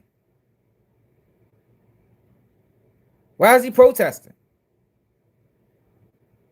As a news anchor, he supposed to be unbiased. He supposed to be reporting the news. He shouldn't be out there protesting with the people. You know why he's protesting? Because he's a part of these people. That's why Don Lemon got arrested. It's not an attack on free speech. It's not an attack on freedom of press. It's an attack on these groups who Don Lemon seems to be a part of. I'm not none of it. Just told you that. I think all of us need to back away from it.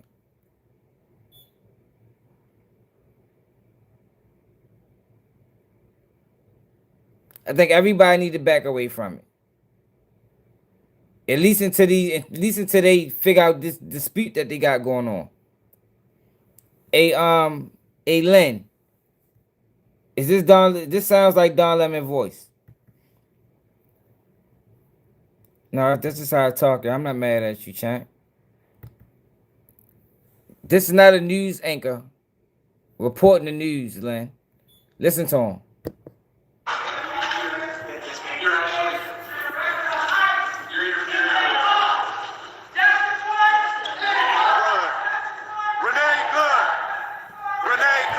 It's not a news anchor reporting the news, man. He's protesting with the protesters.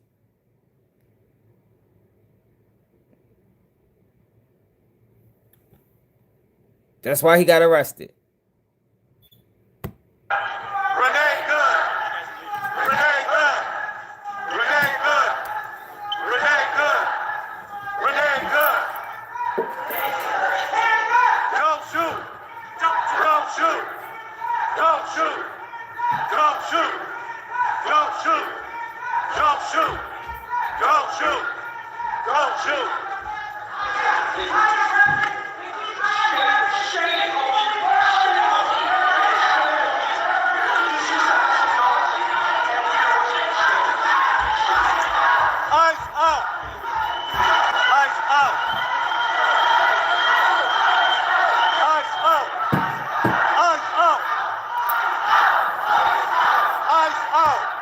Yes, his voice.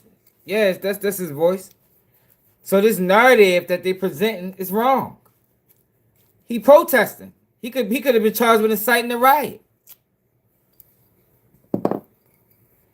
What the fuck? And then they went to a church. Yo, this is a vibe. They was dead wrong for this. They was dead wrong for interrupting church to protest. Can people at least admit to that? Regardless of which part of the equation you fall on, left or right. They should not have ran into this church and protested during service.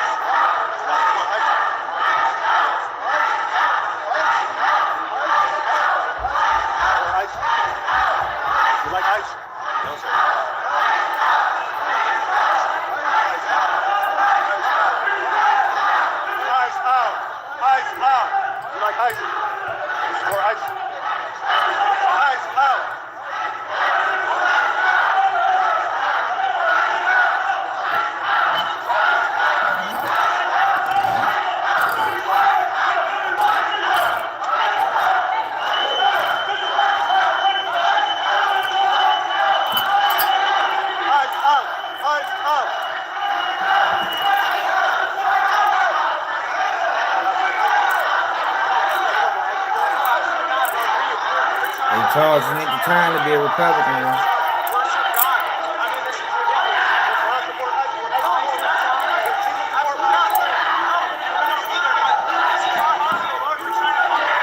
But they was dead wrong for this. This is bad. I ain't know they did this. They shouldn't have did that, man. They shouldn't have did that. Yeah, what about the innocent people that was just there to enjoy service? They did all of this because of the pastor supposed to have been affiliated with ICE somehow. But what about the congregation? You know what I mean? They ain't had nothing to do with that shit. They was better off going outside his house and protesting. They was better off going outside his house.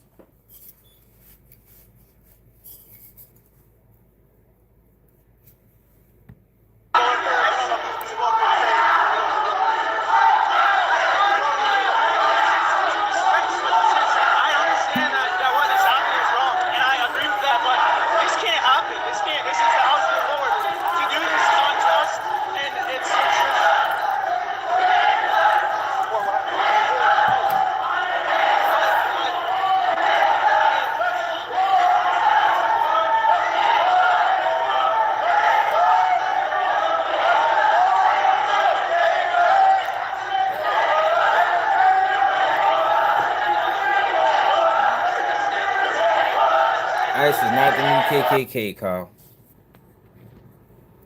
ICE is not the new KKK. It's not, yo. Don't fall for that, bro. It's not that. ICE is beefing with other. ICE is white people beefing with other white people, bro. They're not the new KKK, man. That's what I'm saying. It's not even just that, y'all. Yo, we don't have anything to do with this. Us as American citizens don't have anything to do with this. Watch. I mean, my advice would just be to watch, like everybody else doing. I mean, like, that's what you should do. But to have an emotional attachment to it, or to have an opinion on it, either way, you lost, man.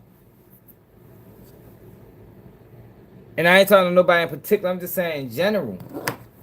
Let these people figure it out. They'll figure it out eventually. But it's a fight over power.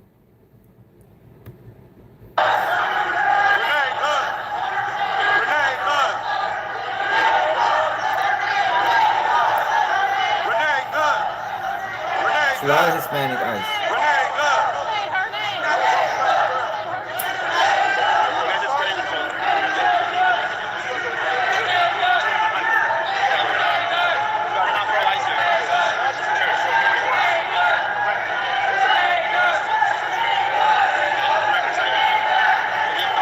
Yo, Renee Good was an antagonist. Like, yo, you got all these people. Yo, this the fucking crazy thing about it, right? And this is why it's so obvious. Yo, you got these people chanting out Renee Good and Alex Pretty. Yo, they were paid antagonists. That's what they was, man. Or they could have been unpaid, but whatever they was, whether they was a part of these groups or they got tricked into fighting a fight that didn't involve them, yo, they wasn't just American citizens peacefully protesting. They was antagonists hindering a federal investigation. They wasn't innocent people. You got Renee Good, who sat in the street for an hour. Yo, they are antagonists. Christy, they are antagonists, Christy. These protests are paid. They've been paid since George Floyd, probably even before then. They're financed heavily. Heavily financed.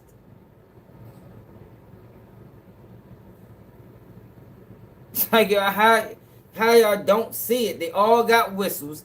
They got these elaborate signs. They there for weeks and months. Like, yo, who has the money, the time the resources to protest for months, even weeks, even days. How many people can take off days from their job and protest? Where are they sleep? Yo, where are these people sleeping at? So you mean to tell me they ain't going to work, but they able to move around? They sleeping somewhere, and they not paid protest? Like, yo, come on, y'all. Damn, yo, this is be pissing me off with people. Yo, wake up. Where are they going? How are they surviving, man?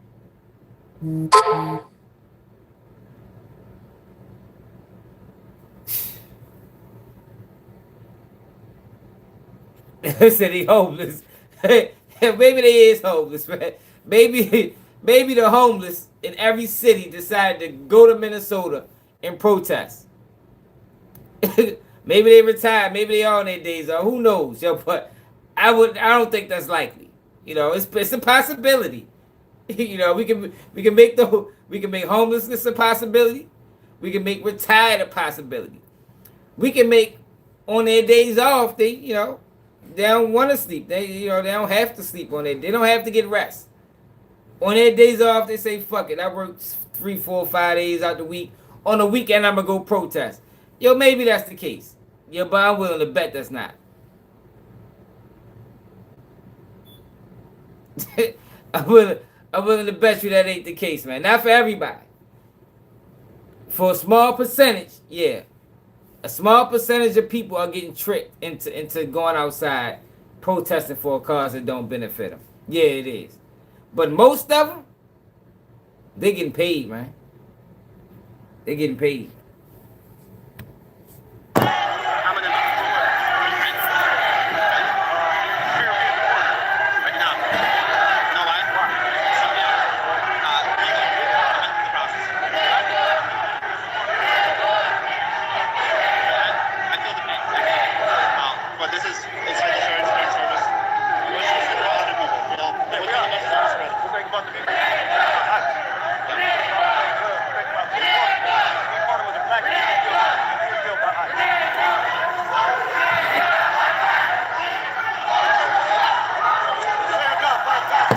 Yo, this ain't about rights. See, there you go, Sayap.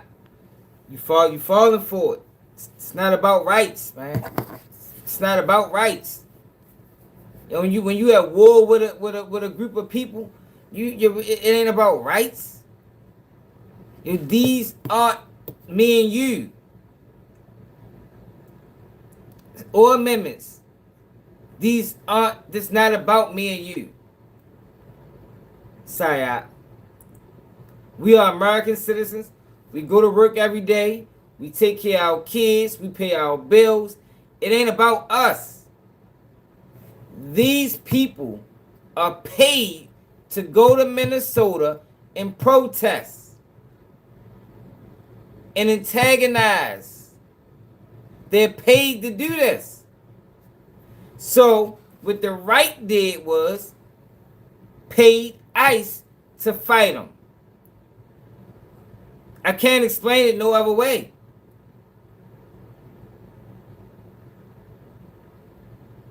So throw rights out the window, throw amendments out the window, amendments, however you say it, throw that out the window. Throw the conversation of the right to free speech or freedom, throw all of it out the window. Because it ain't about that. It's not about none of that. That's what the media is trying to get you to believe so you can pick a side.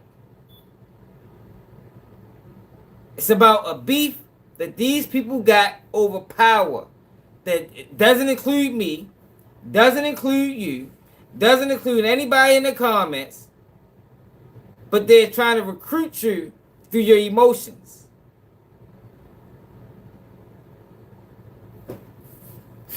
I can't explain no other way, man.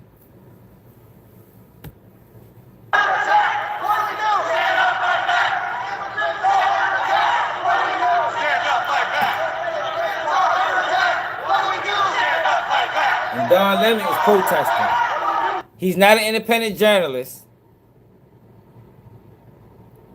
Like the media painted him out to be an independent journalist. He is protesting, y'all. He's protesting. Like I told y'all before I even watched this video, Don Lemon is a part of these groups. Paying attention, Steven. I've been paying attention for a long time. I've been meeting for about 5-6 years, bro. I've been covering these groups. I've been covering these protests. I'm from a city that protested and rioted.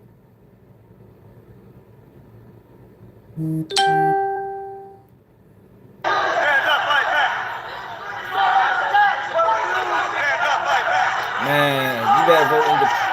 I vote for independent.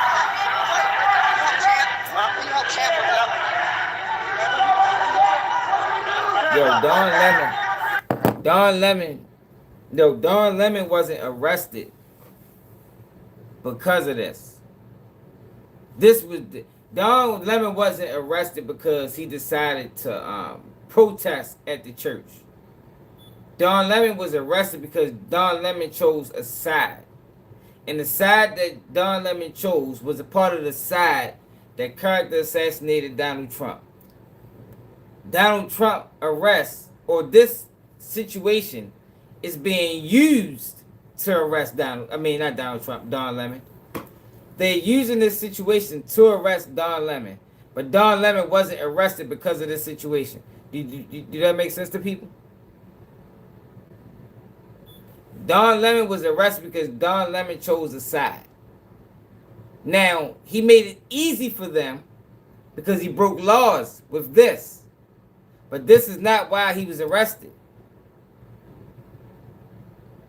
Do people understand where I'm coming from?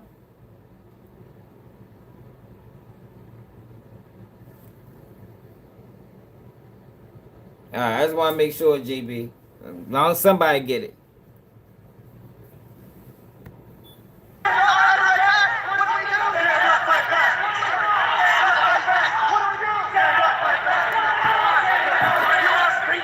Because he did break it, he did commit a crime. But on any average day, if it wasn't Don Lemon that did this, if it was a different news anchor, they wouldn't have been charged. But because it was Don Lemon, and Don Lemon participated or aligned himself with these groups, then he got charged. But if it was just any other person that had no affiliation, that was really just presenting the news, they wouldn't have charged him, man. Don Lemon chose a side. Don Lemon is protesting. He's not there as an independent journalist. He's there as an antagonist like the rest of the people. Yo, this was egregious, for one. You're right. This was egregious, yo. To go inside of a church and protest was wild. Like, if they had an issue with this priest or pastor, they should have went to his house.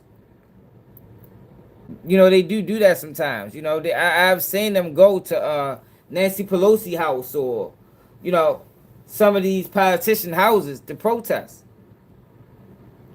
Why go to the church, man? You are a fake pastor. You are a fake pastor. It is trespassing and harassment.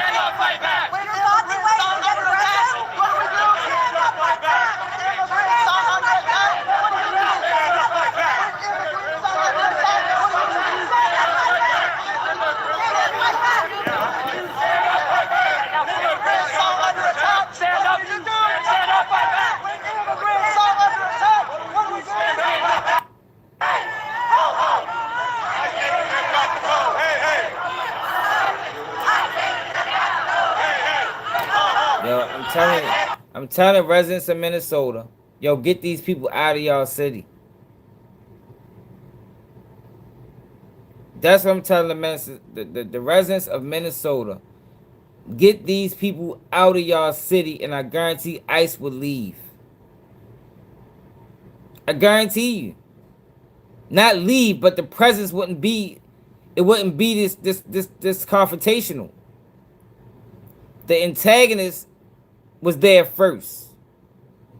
Before ICE came in droves, the antagonist was there first. If the residents of Minnesota is tired of this shit, get Black Lives Matter, get Antifa, and the rest of these antagonist groups out of your fucking city.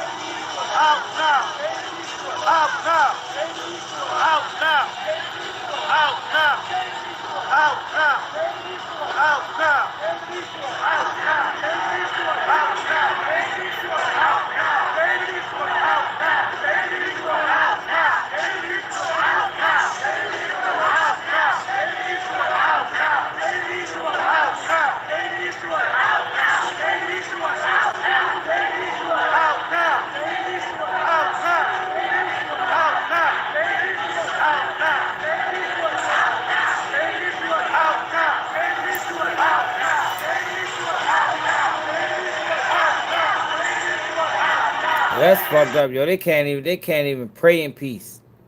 Yo, they was dead wrong for this. They was dead wrong for this, man. These churchgoers ain't have nothing to do with this shit.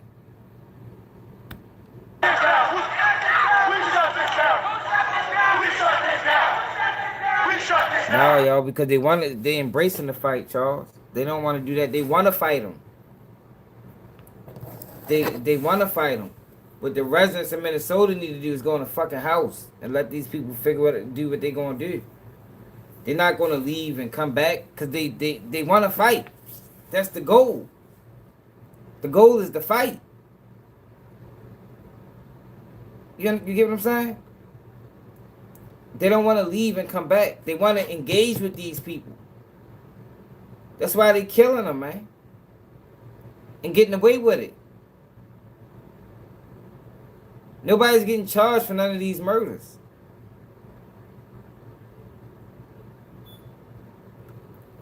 You're right. It's sad. The sad part about this, y'all, is that American citizens that's not aware of what's going on, that think they out here fighting for a righteous cause, are getting caught up in the mix of this shit. That's the sad part. But that lets you know that neither one of these parties care about the people.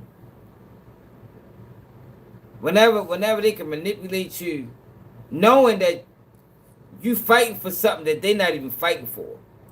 We don't have the same agenda in mind. But it just lets you know that they don't care. They crashing you out. It ain't no different than the older dude sending the young boy on a crash out mission, knowing he gonna die or go to jail. It ain't no different. These political parties are sending people on crash out missions.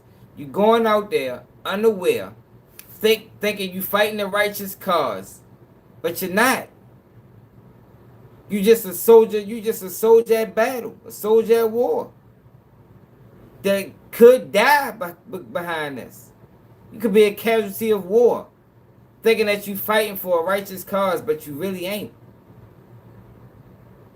That's what I'm saying. If you, I don't give a fuck if you left or right.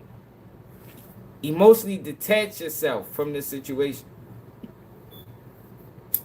Let them people figure out let them do what they gonna do, man. Detach yourself from it, man.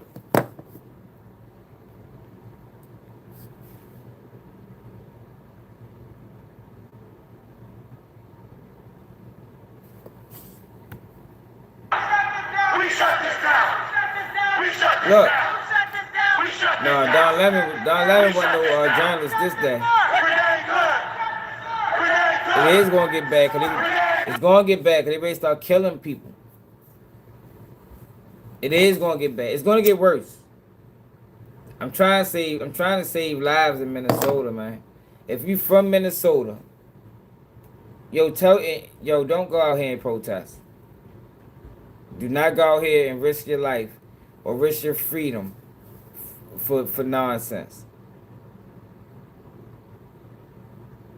That's my message to the people. Wherever, do not go here and risk your life and your freedom. Jeopardize your family, jeopardize your kids, fighting this war that don't benefit you.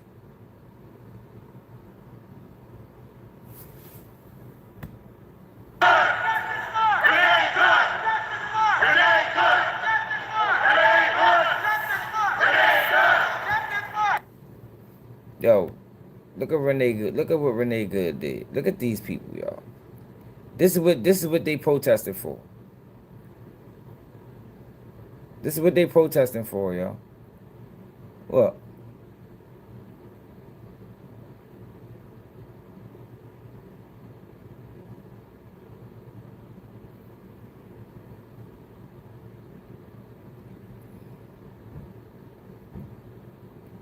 This is what they protesting for. What is that? Look at this. Oh, they took the video down. Wow. They took the video down. Damn, that's crazy. They ain't want people to see that video. They took it down right here too. Wow, they took the video down, y'all. Why they do that? Why they do that? So the video that shows Alex, whatever his last name is, kicking and cussing out ICE agents, they took it down. And y'all don't see it. Come on, y'all. If this is proof. Them Black Panthers, they're not Black Panthers, man. They FBI agents. This is proof, y'all. Why they take the video down?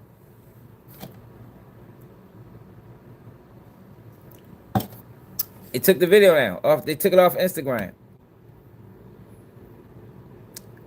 So it sounds like they put more pressure on. Look, yep, they took it down on all pages. Sounds like they put more pressure on Mark Zuckerberg, like they put it on him during the last election. They had a lot of pressure put on him. He admitted it. They took it down. Look at this. It's not here no more. All pages down. They don't want you to see that. Let's see if the other video was up. See if the other video was up. The one when they posed when the shooting happened.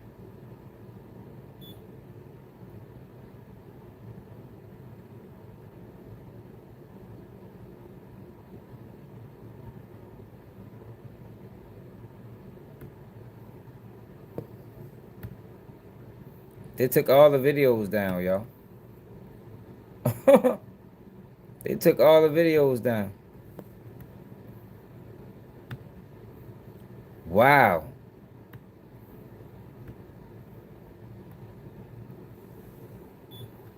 What was it, Instagram down? Well, let me leave out and come back in.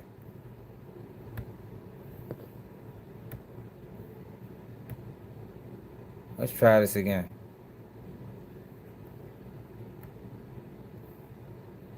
Try this again.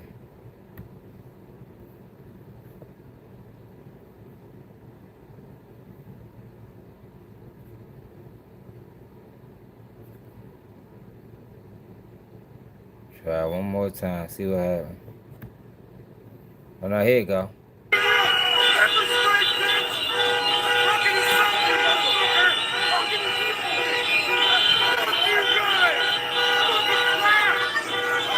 Look, they're trying to convince you that he's just an American citizen. No, man. He's a paid antagonist, man. Yo, who has time? Anybody in the comments? Yo, ain't nobody got time to be doing all of this. Like, yo, can we be real? Nobody in the comments has time to be doing all of this. Not me, not y'all. Yo, we gotta go to work. We got kids to pick up from school. We got homework to do. We got kids home. The kids gotta study. Yo, nobody has time for this, man. Do you even have kids? I bet he probably one of them. I bet he part of the numbers gang. That didn't come out yet, but I guarantee he part of it. Because they all part of it. Yo, they all the same group. On the left. Not the numbers, the letters gang.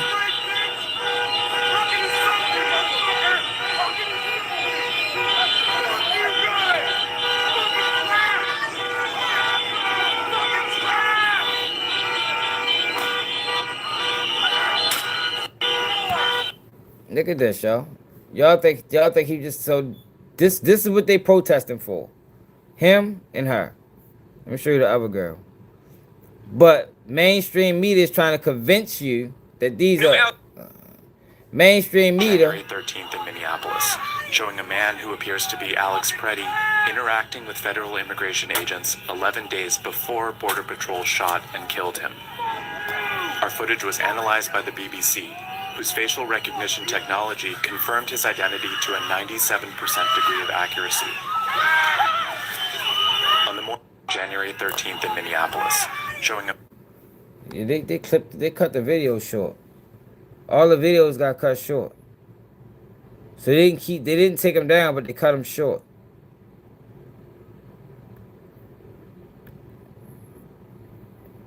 So this is who they protesting for, y'all.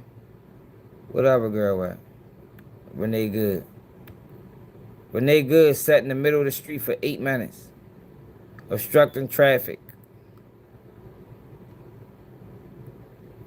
And I'm not saying she deserved to die, but what I'm saying is these are not average American citizens. That's the only point I'm trying to make. These are not average American citizens. ICE murdered 37-year-old U.S. citizen who had a legal conceal and carry. They took his legal weapon first, then they murdered him. I will show you the proof. Here's the lie from DHS's McLaughlin. She said, someone approached the agents with a 9mm semi-automatic handgun. The officers attempted to disarm the suspect, but the armed suspect violently resisted. And then there's... Everybody's pushing a false narrative.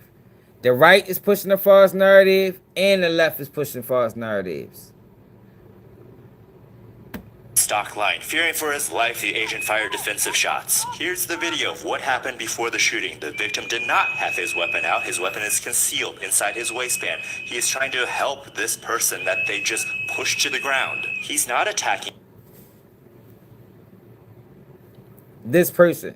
No, these are Antifa and Black Lives Matter representatives.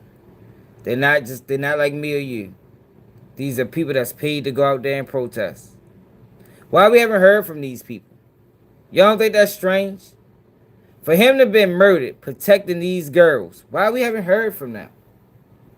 Have anybody heard from them? Have they did any interviews? Have they spoken to the public at all? Yo, have these girls who he was protecting spoke to the public? Have they released statements? Yo, I'm using common sense, yo. Answer that question, Byron. Have these girls released statements? Let me know so I can pull it up. This man died. This innocent man died protecting these girls. Have they released statements? And why? Why? Why haven't they released statements? In a typical situation,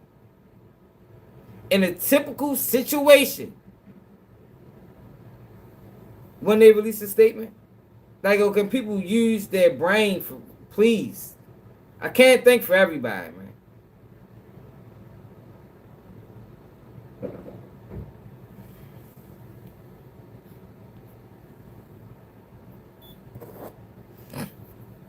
No, they can talk.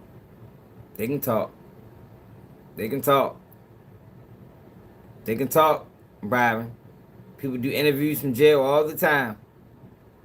People do interviews from jail all the time. Media goes into jail and do interviews. People can talk on the phone. It's ways. They're not talking, yo, because that's not... They're told to be quiet because they don't want them to be exposed. If they talk, it's going to kill a narrative that they were just innocent people. And then you got Renee Good, who sat in the street for 7 minutes, honking the horn, obstructing justice.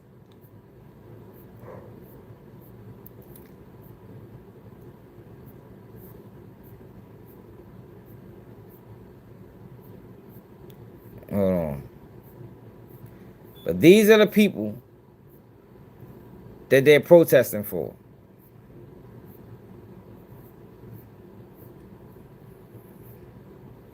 We found out this was a lie. That wasn't true. They was there protesting. We already exposed that. Put their kids in harm's way in the process.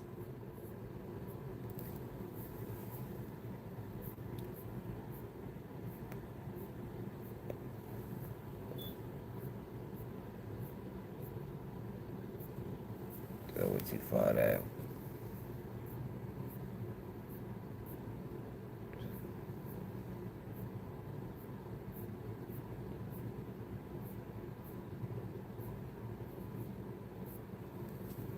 That's it. Let's see what this is. That's not it.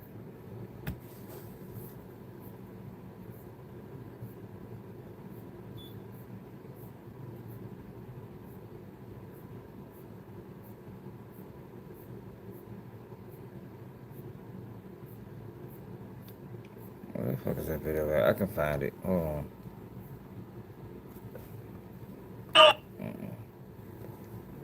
That ain't it.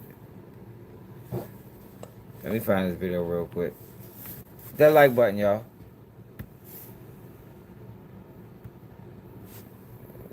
Find this video real quick.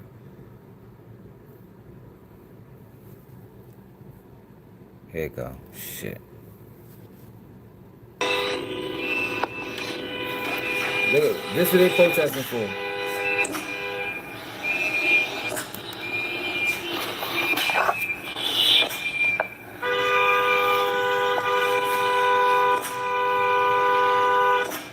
They're not going to speak, y'all. They're not going to speak. It's better left them unknown.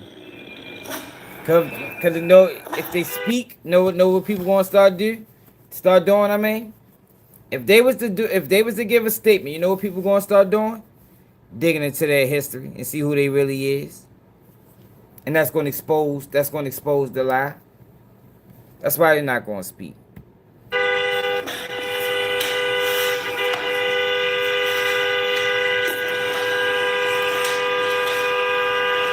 Look, this who they protesting for, y'all. That is her honking their horn. You got all these ICE agents or Proud Boy members or whatever other right group out there, backed by federal law, and you got this woman who's a part of the left in the middle of the street honking a horn. I bet they was, Charles. I'm sure they was. I agree.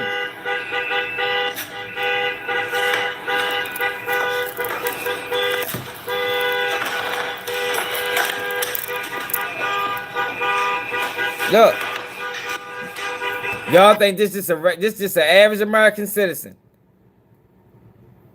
Stop what they was doing throughout their day and just honk the horn in the middle of the street.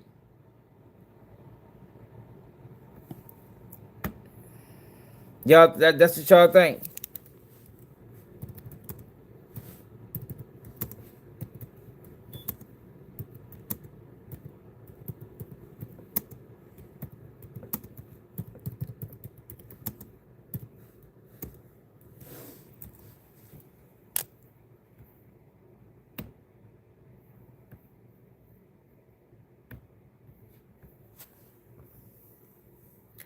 Renee Nicole Good was involved with a group known as Ice Watch.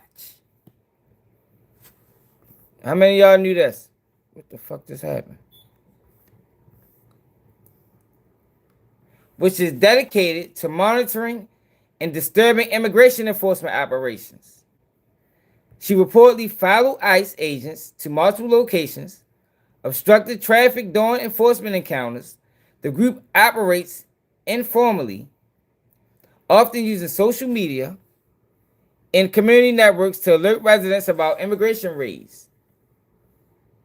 Good's actions were described as part of a broader movement of anti-ICE activism, which has sparked significant debate and controversy regarding the legality and ethics of such monitoring efforts. But mainstream media is trying to paint her out to be a victim, an innocent American citizen,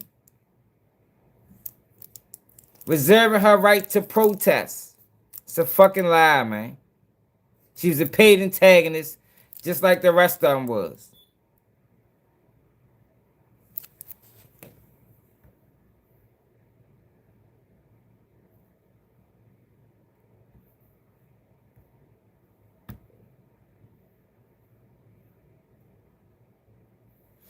Now, let's see what Don Lemon had to say about getting released, because we got to speed it up. It's getting late. So Don Lemon held a press conference, or at least spoke about his recent incarceration.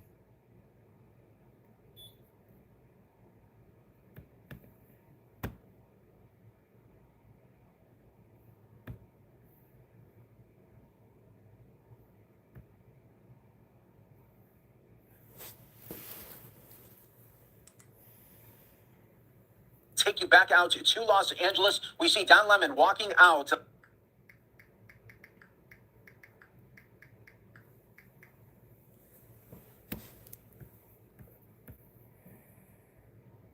Let's listen right now.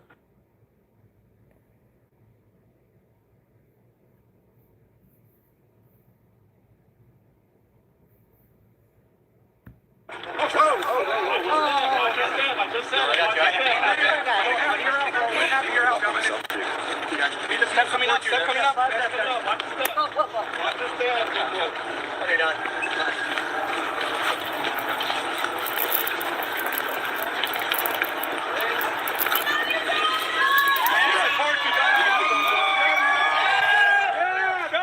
There's a stand. There's a mic stand right over there. There's a mic stand over there. There's a mic stand They right probably there. was paid to do that. They probably was paid to be out there.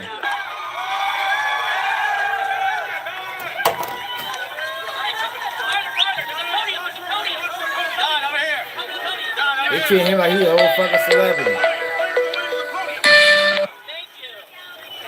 Look, I want to thank everybody for their support. It truly means the world to me. I have no idea what's going on because obviously I haven't seen anything. I have spent my entire career covering the news. I will not stop now. Look. In fact, you see the narrative? That's bound to get people upset right? Attack on freedom of press? Are you serious? No, yo, this is an attack on Don Lemon. That's all. It's not an attack on press. It's not an attack on free speech. This is an attack on Don Lemon, who went out there protesting.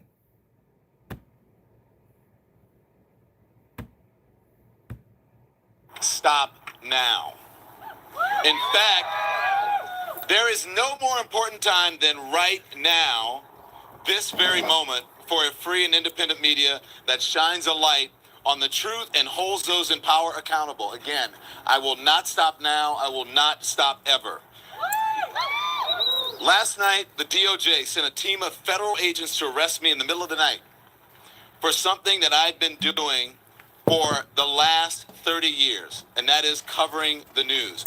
The First Amendment of the Constitution protects that work for me and for countless of other journalists who do what I do. He just got released from jail. How the fuck he already had a statement written? Yo, get the fuck out of here. Who wrote that? Who wrote that, y'all? This man just walked out of jail and he's reading a statement. Who wrote that?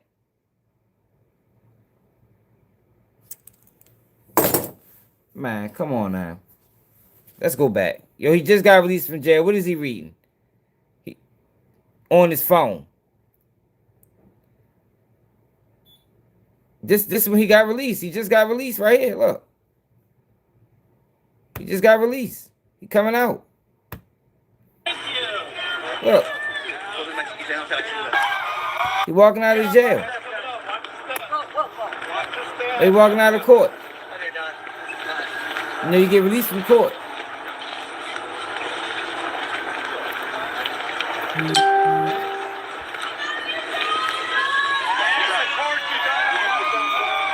Man got a statement already written.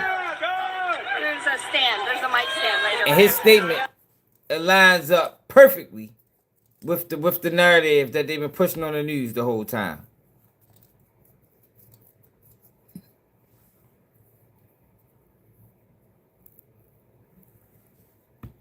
There's a mic stand over there. Yo. There's a mic. Why? Listen, Charles. Listen to me, Charles. We just watched several news conferences. Why he supposed to have been arrested? And their narrative was, this is an attack on free speech. He comes out of court, and his message is, it's an attack on free speech. Come on, y'all. Come on now. How is his narrative the same as theirs? How is his narrative the same as theirs? If these are his words, right? How is his narrative the same as theirs? If he wrote this. Stand right there.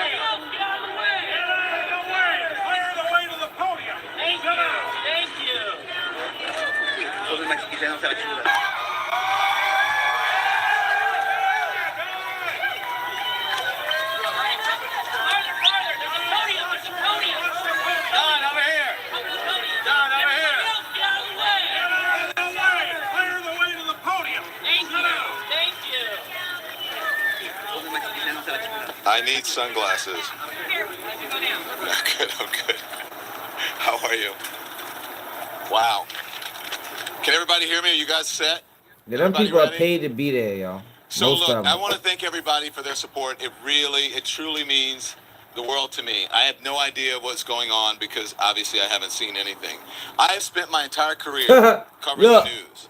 You heard what he just said? I haven't seen anything. He had to say that because of what I just said. Yo, pay attention, y'all. Know why it was important for him to say I haven't seen anything? Because his message aligns up perfectly with mainstream media. That's why he said I ain't seen anything. No, you seen everything, Don. I will not stop now. In fact, well, he says he's there independent. is no more important time than right now. That's what he said. This very moment for a free and independent media that shines a light on the truth and holds those in power accountable. Again, I will not stop now. I will not stop ever. Last night, the DOJ sent a team of federal agents to arrest me in the middle of the night. Is that true, Captain? For something that I've been doing for the last 30 years, and that is covering the news. Definitely the First Amendment of the Constitution protects that work for me and for countless of other journalists. Hey, Captain, is that true? Who do what I do. I stand with all of them, and I will not be silenced. I look forward to my day in court. Thank you all.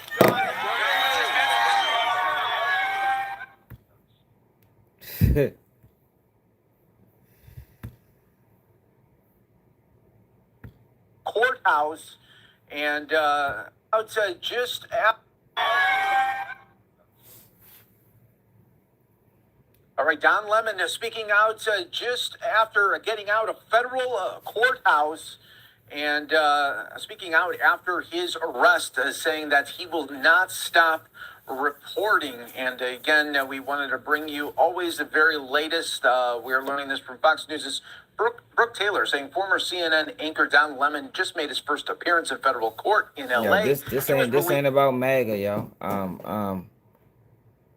Macho 1704. I'm not MAGA.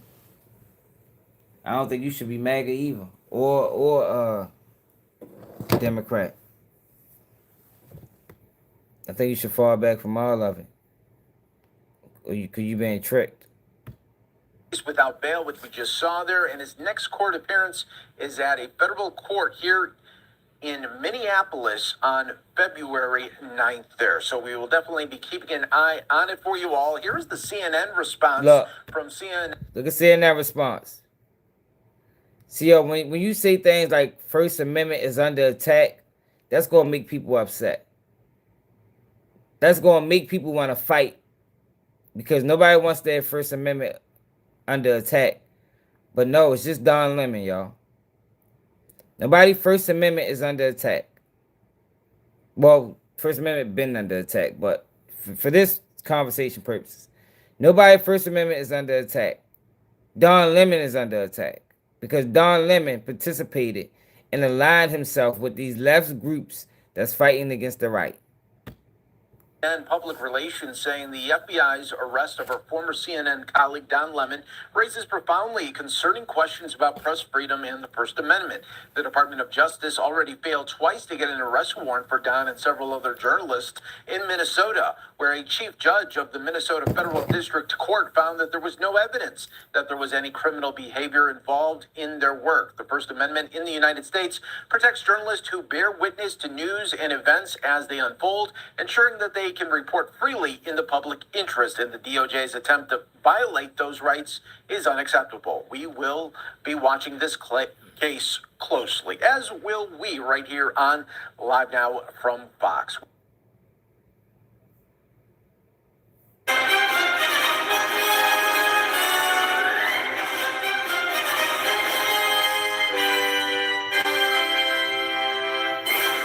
Welcome to Meet the Press Now. I'm Kristen Welker in Washington, where we're following breaking news out of the White House tied to two. All my political folks, hit the like button, subscribe to the channel if you're new. But we gotta switch over to hip hop. I just wanted people to get an understanding of what was going on and why. This is not an attack on nobody's amendments. This is an attack against Don Lemon. Don Lemon participated. He helped further the cause of a riot or of a protest of a church, and which is a federal crime. And now he got to deal with it. But we got to talk about hip hop, y'all. We got to talk about Ralo. Mr. What the fuck he called himself? Whatever he called himself back in the day. Remember, I don't know if it was Young Thug. Hold on. It was one of them rappers.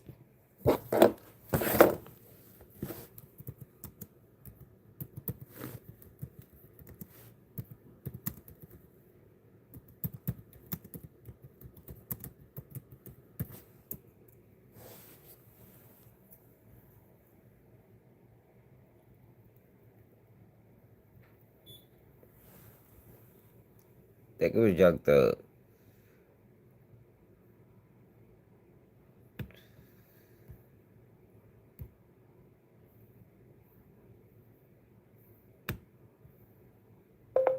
Oh, all right, here you go. Ralo footage proving he did not rat on Freckle Face 3 months ago.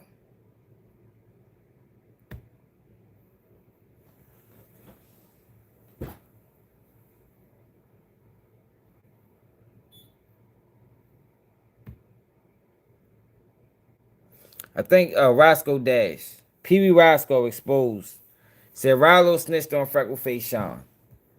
I got Freckle Face Sean paperwork. I ain't read it yet, so I don't know what it says. But I did read, I was sent his court docket. And a lot of his court docket is, yo, my internet is acting stupid. It's,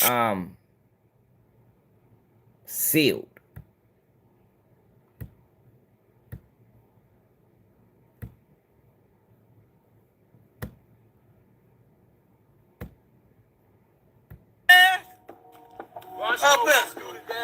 Up here around here, keep talking about Goma, keep talking about Ralo. Why you keeping our name in your mouth? Nobody ain't said nothing to you, little broke ass. Like, handle the business. Say Jay-Z and the Epstein files. I always talking about nothing. I wasn't even finna say nothing about Wham. I wasn't saying nothing about Thug. I wasn't saying that. I was keeping my mouth closed, staying out the business. But y'all on here playing these tight games. Man, where they at? Roscoe. What he did in jail? What Roscoe do in jail? He told them they took his glasses. What they took from him? His glasses. They took Roscoe's glasses. And he told the police on them folks. And he a great street crip. He got in a fight with the Bloods. He didn't help them folks. He stayed behind the door. That what Roscoe did? Yeah, he said, Did Roscoe tell? He said, I'm a devoted Christian. Roscoe, you was a devoted Christian. Did Roscoe say he was a devoted Christian? Yeah, he said. So he get online with all this. I always got another dude money in his hand. I always got another dude sticking in his mouth. Like, why do you get online and don't come outside? They never come outside. Going online talking about, don't even say my name. I ain't said now one of y'all name. Now time. What you talking about? Come on with the joke. Roscoe, where you at? Come outside. Get out that house. Come outside. Let's meet up. Let's meet up. Let's do like back in the days. Meet up. They ain't talking about nothing. Always get online talking about another man. I wasn't even saying that. I just made my little post telling, hey, stick to your homeboy. Now you want to go online and say something about me. I ain't said nothing about you, homeboy. Hey, you got that recorder? We finna pay that recorder. The recorder, you got, one of y'all got that recorder? Or the Freckle Face Sean? Come on, let's play the recorder. This is who Jade and before Young Scooter died, all y'all thought I talked over Freckle Face Sean. This for the world. Everybody that thought I told on Freckle Face Sean, I still think. Since y'all want to put it out there, tell them to show proof. Tell them proof, show proof. Hey, come out. We gonna play all along. Is this? So Jay, you need to be asking homeboy for page 8. But Jay, say you ain't tell the world that I told on Freckle Face Sean.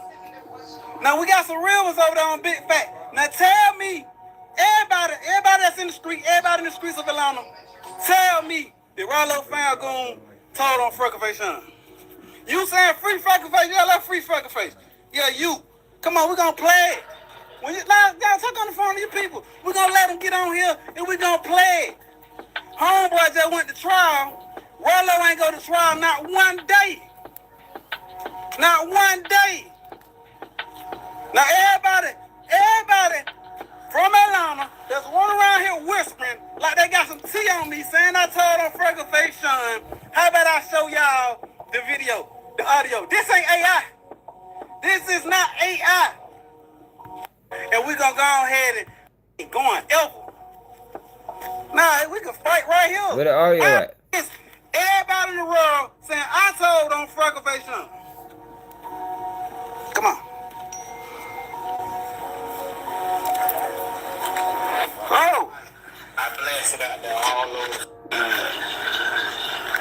Come on. This is the person y'all said Ralo told on right here.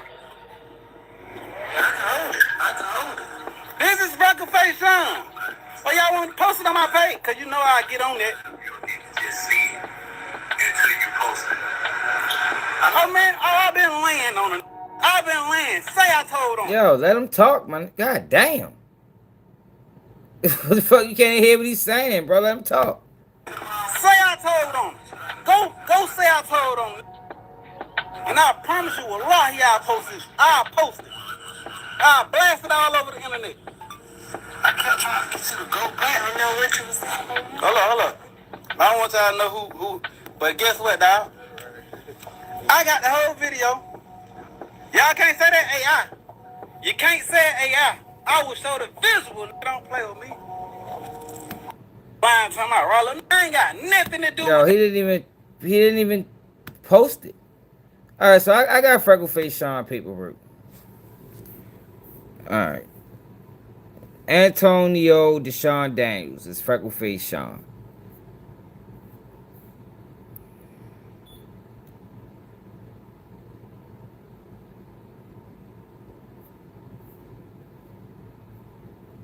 It says he knowingly and willfully combine, conspire, confederate, agree, and have a tactic understanding with other persons, known and unknown to the grand jury, possessed with intent to distribute controlled substance, said conspiracy involving at least 1 kilogram of mixture of substance containing a detectable amount of heroin, Schedule 1 controlled substance, at least 400 grams of mixture substance containing a detectable amount of fentanyl, 5 kilograms of mixture substance containing a detectable amount of cocaine, and 50 kilograms of marijuana. Why is this redacted?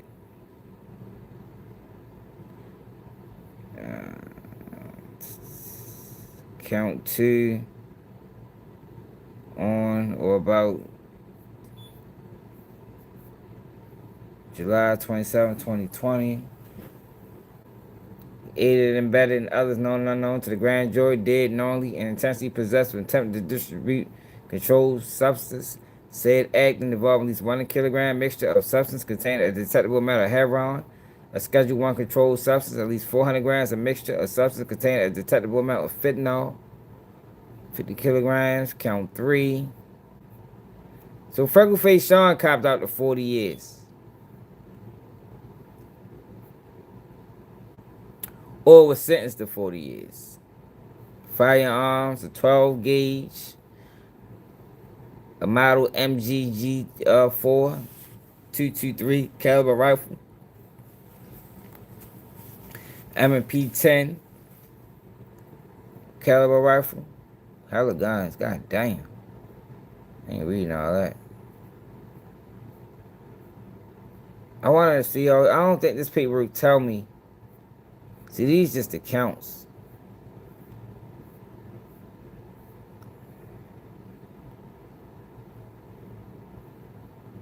In 1990, he got convicted of cocaine selling.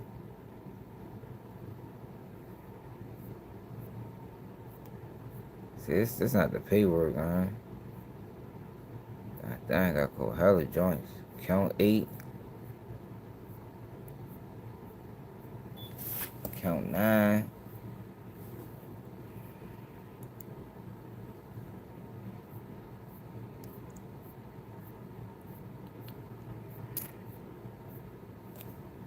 This don't tell us nothing, y'all. I need to find a factual basis.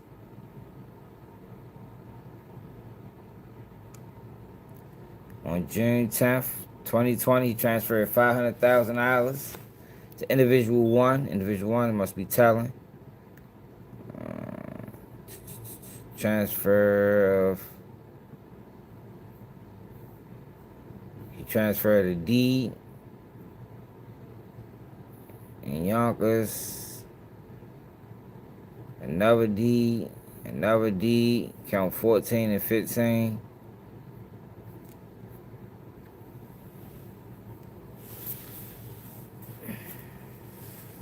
No, this ain't what we need, y'all. A wire transfer, 58,000. Prior convictions.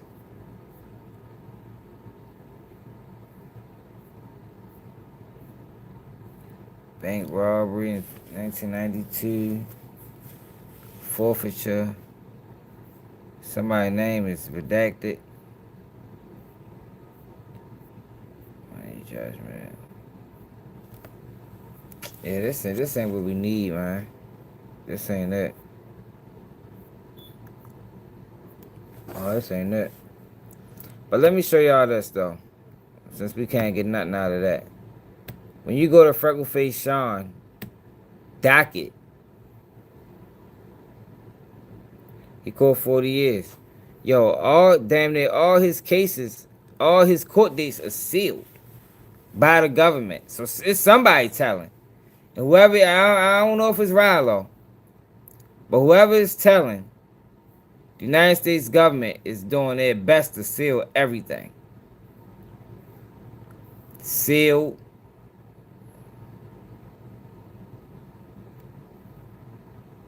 That shit's sealed. All this is sealed by the government. So the defense isn't sealing these documents. The United States government is. Which means they're trying to protect somebody.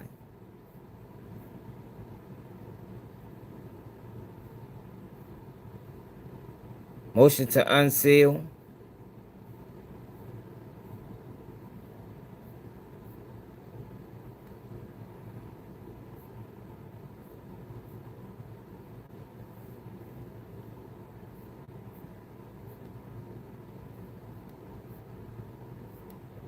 Yeah, I don't know, y'all. He gonna have to release the paperwork, his own paperwork. Everything's sealed on this bitch, damn near. This whole case is sealed. Motion to seal.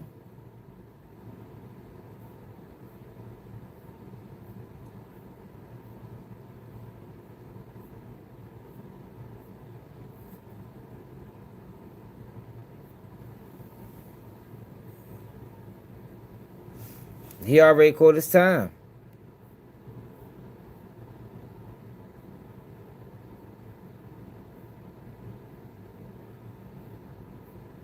Like they fighting to get shit unsealed.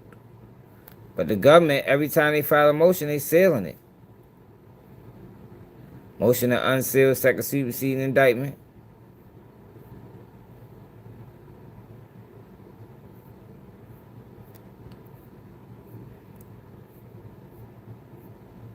Man, he gonna have to come out and release some of this paperwork if we ever gonna find out if Ralo really told on him. But it's hard to say with everything sealed.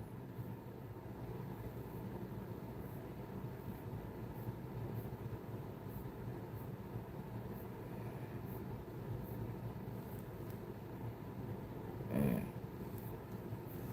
a lot of court dates. God dang, this all up in 2024. Just go this time. Documents 501 and 502 are sealed. 504 sealed. 506 sealed. 508 sealed. Fucking sealed everything. 512 sealed. 515 sealed. 21 sealed. Yo, but it's not him. So I don't want people to think that, I don't know what he did. But the government is sealing everything. Every time they file a motion, they sealing that shit.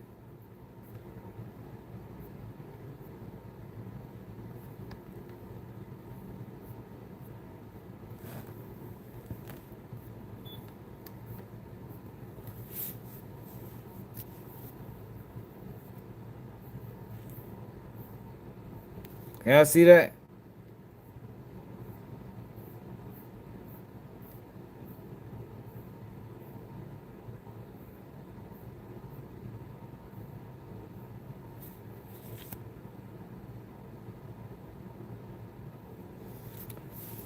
Yeah, but the government don't normally do that. Normally if he's telling, normally his defense team will ask for it to be sealed. Like Brian Steele tried to get everything sealed with Ralo. The motion to seal filed by U.S. As to Deshaun Daniels, that's your right there. Motion to seal filed by U.S. attorney. United States government sealing everything. They unsealed this. Motion to unseal filed by U.S. But a lot of the shit ain't unsealed.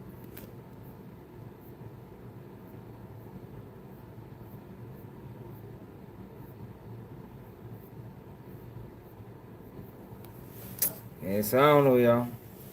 I don't think we ever gonna get the truth unless he come out. The case is over with, so these documents shouldn't still be sealed. You know, if they sealing things, it's more than likely they trying to hide somebody who cooperated. Now I don't know if it's Ralo or not. But you know, time will tell. Yo, but I gotta get ready to go to bed, y'all. I appreciate everybody that tapped in, man. I'm tired. Gotta go to work in the morning. Make sure I hit that like button. Make sure you subscribe to the channel if you're new. I take my dumb ass to sleep.